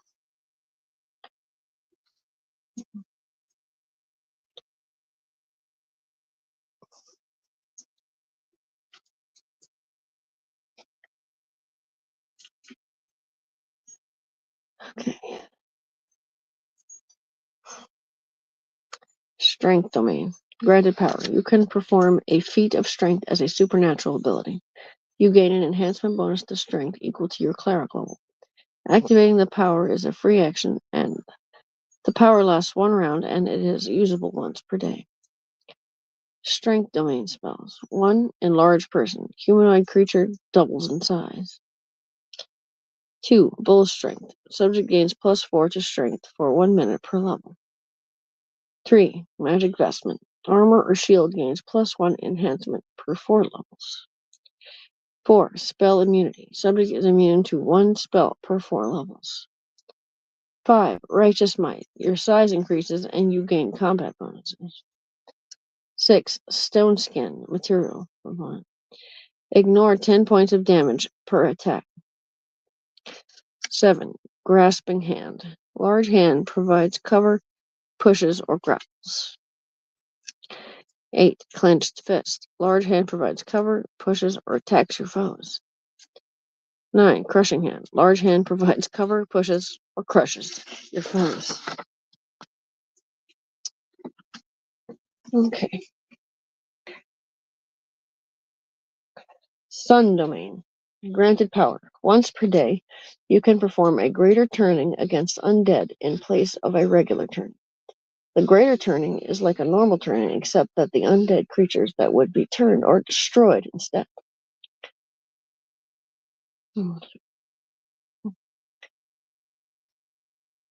Sun domain spells. Endure elements. Exist comfortably in hot or cold environments. 2. Heat metal. Make metal so hot it damages those who touch it. 3. Searing light. Ray deals 1d8 per 2 levels more against undead. 4. Fire shield. Creatures attacking you take fire damage. You're protected from heat or cold. 5. Flame strike. Smite foes with divine fire. 1d6 per level damage. 6. Fire seeds. Acorns and berries become grenades and bombs. 7. Sunbeam. Beam blinds and deals 4d6 damage. 8. Sunburst. Blinds all within 10 feet. Deals 6d6 damage. 9. Prismatic sphere. As prismatic wall, but surrounds on all sides. Travel domain. Granted powers. For a total time per day of 1 round per cleric level you possess. You can act normally regardless of magical effects that impede movement, as if you were affected by the spell freedom of movement. This effect occurs automatically as soon as it applies, lasts until it runs out or is no longer needed, and can operate multiple times per day, up to the total daily limit of rounds. This granted power is a supernatural ability. Add survival to your list of cleric class spells. Travel domain spells. So ranger cleric, I guess. 1. Long strider. Increases your speed. 2. Locate object. Senses direction toward object, specific or type. 3. Fly. Subject flies at speed of 60 feet. 4. Dimension door. Teleports you short distance. Like 12. 5. Teleport. Instantly transports you as far as 100 miles per level. Find the path. 6. Shows most direct way to a location. 7. Teleport greater. As teleport, but no range limit and no off-target arrival. 8. Phase door. Creates an invisible passage through wood or stone. 9. Astral projection. Material. Projects you and companions onto astral plane. Trickery domain. Granted power. Add bluff, disguise, and hide to your list of cleric class skills. Trickery domain spells. 1. Disguise self. Disguise on appearance. 2. Invisibility. Subject invisible 1 minute per level or until it attacks. 3. Non-detection. Material. Hide subject from divination and scrying. 4. Confusion. Subjects behave oddly for 1 round per level. 5. False vision. Material. False scrying with an illusion. 6. Mislead. Turns you invisible and creates illusory double. 7. Screen. Illusion hides area from vision. Scrying. 8. Polymorph any object. Changes any subject into anything else. 9. Time stop. You act freely for 1d4 plus 1 rounds. War domain. Granted power. Free martial weapon proficiency with deity's favorite weapon if necessary, and weapon focus with the deity's favorite weapon. War domain spells. 1. Magic weapon. Weapon gains plus 1 bonus.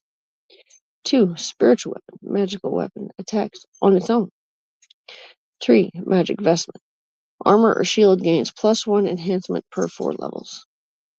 4. Divine power. You gain attack bonus plus 6 to strength and 1 hit point per level. 5. Flame strike. Smite foes with divine fire. 1d6 per level damage.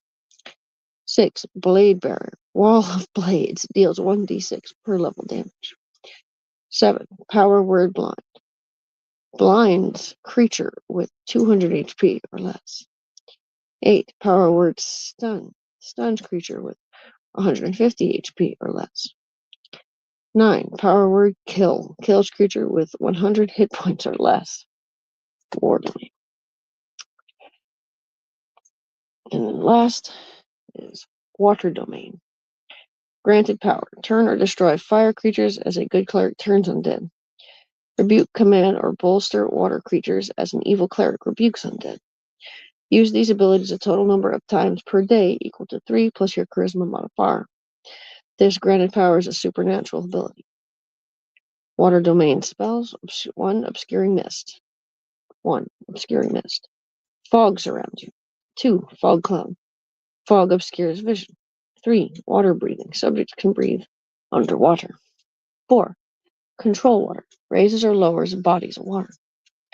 5. Ice storm. Hail deals 5d6 damage in cylinder 40 feet across. 6. Cone of cold. 1d6 per level cold damage. 7. Acid fog. Fog deals acid damage. 8. Horrid wilting. Deals 1d6 per level of damage within 30 feet. 9. Elemental swarm. Casts as water spell only. Summons multiple elementals.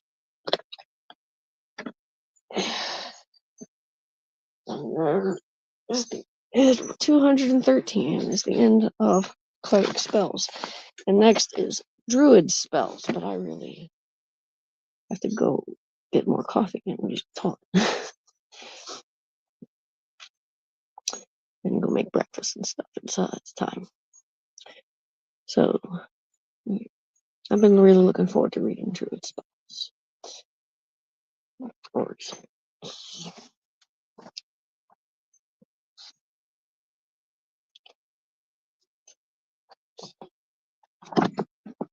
The mongoose pocket players handbook.